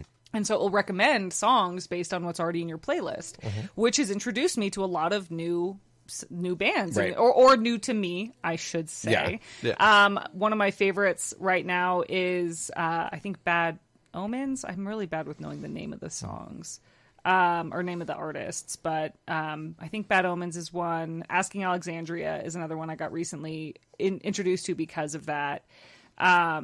And there's one more that I can't remember the name of that I really enjoy almost all of their music. But then I also have friends, like I have a friend who, Halsey, that artist I was introduced to specifically because a friend of mine heard her song, I'm Not a Woman, I'm a God, and sent it to me and was like, this is Thorn, and I will hear no arguments. And I was like, you are not wrong. Wow. So it went on the playlist. On the playlist it goes. One of my favorite things, the friend of mine who's helping me with my audiobook has sent me a couple of songs. They immediately go onto the playlist. Like, immediately. It's like, it's one of my favorite love languages. I feel so seen. It's so cool that other people hear music and it makes them think of my work. So almost all of those songs also immediately go onto the list. And just so you know, it'll help directors soundtrack your movie a lot easier. It will, too. That's true. My TV series. Your TV series, because actually that was, I think, the best thing about the whole Crow movie that came out of that was the soundtrack. Yeah. Oh yeah, definitely. I mean, The Crow is actually another graphic novel and movie that people have told me reminds them of my book. Yeah, actually, I love both, but I love the graphic novel. But, Yeah, I heard it's so much better. Yeah, but if you listen to the music from the movie while reading the graphic novel, it just kind of really helps. Make the experience really that much more fulfilling. Yeah. You want to hear the weirdest thing on the planet? Yes. Okay. Literally, I don't know what was going through my head. But I had the TV on, and I was playing. Back then, it was a cassette tape because I'm old as dirt. But I actually had on Sleeping Beauty for some reason while I was playing Anthrax, and it linked up. I don't know how or why the serendipity of this is actually amazing. The final battle in Sleeping Beauty, where he was trying to get through the thorns and hacking with them with a sword. Anthrax has a song called "The Horror of It All." Nice. And it actually ends with Joey Belladonna doing the horror of it all, and it kind of does this little scream thing while she's falling off. That's pretty awesome. And hits the ground, and then they have an instrumental song on that right after that, which kind of queued up almost as perfectly too, with all the flowers starting to come back alive and everything. And I'm like, I stopped vacuuming my floor. I don't know why I had all this crap going while I'm vacuuming, but I did, and I stopped. I'm like, just in marvel of it. Yeah. It is one of those things I don't think I would be able to. And the funny thing is, I don't think he was high at the time. I think he was just. I wasn't. So you have the big book launch this Saturday, October 28th. Yes. 29th. The book launch is the 29th. The party's the 29th. Okay. Yeah. I'm confused. Sunday, October 20th. I didn't have enough coffee. That's what it is. I ran out of coffee. 3 p.m. at the Sparks, Nevada Coffee and Comics. Yes. So what all is going to be going on? It's going to be you. You're going to be there with the new book. Yep. So that everybody can pick up. I'll have copies of the first two as well. Book 1, Book 2. We have swag with you. I will. I will have stickers, magnets, button pins, and prints of the two main characters, all available. I'm also going to be doing a raffle that I haven't fully decided what the prize is going to be, but it is likely either an artwork pack. I have a print of the two main characters from the first book that my artist, a digital painting that she did. So that could be the prize.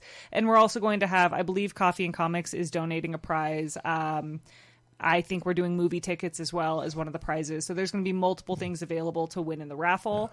And maybe you should win those movie tickets. Maybe I should win the movie tickets because apparently I'm really behind. But yeah, so we're going to do all of that. You can go see Suitable Flesh. I can go see. No, that's not what I'm going to see. I'm going to go see the really bad John Cena one. Okay. Yeah, we're going to go see John Cena. If I have to watch one that's like awkwardly sexy, I'm going to do the one with John Cena. I'm not doing Suitable Flesh. And then, but we're also going to have. I'm going to be doing a reading from the third book. And then after that, or around that, we're also going to have a custom cocktail. That's part of the plan as well. A custom cocktail Coffee and Comics is going to make a custom cocktail for I do love the names they come up with some of their cocktails there. Yeah, we'll see. We're working out the kinks. I'm actually going to chat with them tomorrow. I'm going to reach out to them and see what else we need to get done. But I think most of it's done. It's just a matter of showing up and making it happen. Okay, if I need to have a book launch to get them to name a drink after one of my books, I will do this. Yeah. I will follow her blazing trail. I'll say live events have been my favorite thing of being an indie author, right? Like the indie author path, I don't think there's a right or wrong way to get your books out there. The traditional path, the indie path, they both have pros and cons. Well, since it is the last weekend before Halloween, can we throw in a special prize for anyone who comes to your event dressed as one of your characters? Oh, that would be rad. That would be pretty cool. My characters are hard to dress as. The main character, you saw me at Comic-Con. Well, that sounds like a challenge. I was dressed as the main female character at Comic-Con. You saw me at Comic-Con. It's pretty basic. But as other characters, we did joke, and this is a spoiler alert that I can't give on the air, but we joked about dressing up as Chapter 3 from my book for Halloween this year. Once you read Chapter 3, guys, if you read it, that's the message Commit or Quit me. one? That's the Commit or Quit chapter. Message me if a family costume for that chapter is as horrendous as I think it is. It's horrendous. Okay. And funny, and I still kind of want to do it. Interesting. But what if somebody dresses up like one of the sins, though? Yeah, I mean, they could dress up. They're also, each sin has colors associated with it, right? Like I said earlier, if you look in the books, if there's a character that's associated with a color, that's deliberate. And so you could always dress in color for the sins, right? Wrath is obviously going to be red, Envy's green, fill in the blank. There's some for all of them. You could do that. Get like the heat miser hair going on. Oh, that'd be good. Red-eyed. Yeah. Well, the hard thing with dressing is the sins, and part of the conflict that is within the books is that they look like normal people. You're not going to know they're bad guys, right? Fair enough. Okay. Well, you know what? I got to absolutely no news stories this week at all. Yeah, but I can't say I regret it because this has been really fun. I didn't say I regretted it. Okay. Fastest 3 hours you've ever had to be on radio? I mean, it's the only 3 hours I've ever been on radio, so... High bar for the rest of you. Yes, by default. She has no, zero things to compare it to. Oh, okay. Well, I can guarantee you'll not get much better of an experience because I've been a frequent guest on this show before I became a co-host, and it's always been a blast. Yeah. I've been having a lot of fun. So book 4 next year. Book 4 November. next year, yeah. Unless the graphic novel comes out sooner. It might come out sooner. Book 4 might launch earlier in the year as well. I hesitate to even say this out loud. All of my friends are going to kill me. They're going to text me while I'm saying this and tell me to shut up. But part of me is hoping to launch book 4 in June. Quick, cut her mic. No, okay. Because if book 4 has my largest or the biggest roles for my LGBTQ characters in the books, they are all very prevalent, And so I had a friend of mine say, you got to launch it for Pride. I was like, that's a phenomenal idea, but that means I have to be done by April with everything, not just finished writing. That means I have to write it, I have to workshop it, I have to edit it, I have to get cover art, I have to re-edit it 100 times, right? I have to They do all always of that. make it seem so. You should do it. Oh, then. it's so not easy. And okay. so that would be awesome. I don't know if that's feasible, but definitely next year. I keep getting bugged. When's your third album coming out? Yeah, a lot of people, when they don't know how the back end works, it's like, well, why don't you just release it next week? Well, because there's a lot of reasons for that. Anyway. Well, and ultimately, and I'm being texted to say this, I should focus on the audiobooks before I focus on getting books published. So, well, you said can always the second hire one's somebody. coming out sooner. You're recording it. I am soon? recording it. I am exactly one chapter in to recording that one. Oh, cool. And so we have a ways to go with that. I'm learning to help edit so that my wonderful audio engineer doesn't have to sit alone in the studio and do all of the editing all by himself, because I love him deeply and I want him to continue to want to work with me. So I am going to be helping edit on top of that so that we can wrap it up faster. Okay. Well, that music means that it is time to call it a night. Thank you all for tuning in tonight, no matter where you are listening. We genuinely appreciate you being here. We hope you enjoyed this episode of the Pop Culture Kaboom Radio Show. A big thank you to our guest, co-founder and executive director of the Cordillera International Film Festival, Emily Skyle-Golden, who spoke with us about the upcoming Cordillera International Film Festival's 7th annual Fright Night. It is happening this Thursday, October 26th at the Locomotion Plaza in Reno, Nevada. For more events in Northern Nevada from Cordillera International Film Festival, you can check out their website, which is ciffnv.org, and also check out their social media links. Join the newsletter, among all the cool things of the Cordillera International Film Festival's website. Also, thank you to our in-studio guest, award-winning author of the Martyr series, MC Hunton. You can meet MC Hunton, pick up the third book in the Martyr series, Devotion, or all of them, and get them autographed by MC Hunton this coming Sunday, October 29th at 3 p.m. at the Coffee and Comics location in Sparks, Nevada. You can also pick up MC Hunton's books and other cool swag, and also find all her social media links at her website, mchunton.com. With all guests on the Pop Culture Kaboom Radio Show, Pop Culture Kaboom follows and or likes them on Facebook, depending on what options are available. So as they post news, it is reposted to the Pop Culture Kaboom newsfeed. You're well aware of that. And next week, Sunday, October 29th, is the last show before Halloween, and we will have two scary special guests. We'll be talking with the Queen of Horror co-founder and CEO of Storm King Productions, Sandy King Carpenter. We'll be talking with Sandy King Carpenter about producing legendary director John Carpenter's return to directing with his horror terror anthology, Suburban Screams, and the 4 upcoming books from Storm King Productions and the Storm King imprint, Storm Kids. We'll also be talking with comic book creator, writer, and owner of KG Comics, Kurt Zauer. Kurt Zauer will be walking us through all of the info you'll need to get your page moving. There we go. About the Kickstarter for Kurt Warner's latest comic book, Ruxy Vampire, and all the tie-in unlocks and perks you can obtain. Thank you for your support, and please continue supporting Pop Culture Kaboom by listening to the Pop Culture Kaboom Radio Show. And if you missed any part of the live show, the Pop Culture Kaboom podcast produced by 97 and Now Productions. And not only will you get this episode, but also previous episodes and some bonus material that'll be coming out as well. Subscribe to the Pop Culture Kaboom podcast on your favorite podcast platform. Also, give a like and a follow to Pop Culture Kaboom on Facebook for everything you want, everything you need from Pop Culture Entertainment Daily. And subscribe to the Pop Culture Kaboom YouTube channel for video interviews from events we have and will be attending. On behalf of our guests, co-founder and executive director of the Cordillera International Film Festival, Emily Skyle-Golden, and award-winning author of the Martyr series, MC Hunton, thank you and have a good night. Peace out, Wabbits.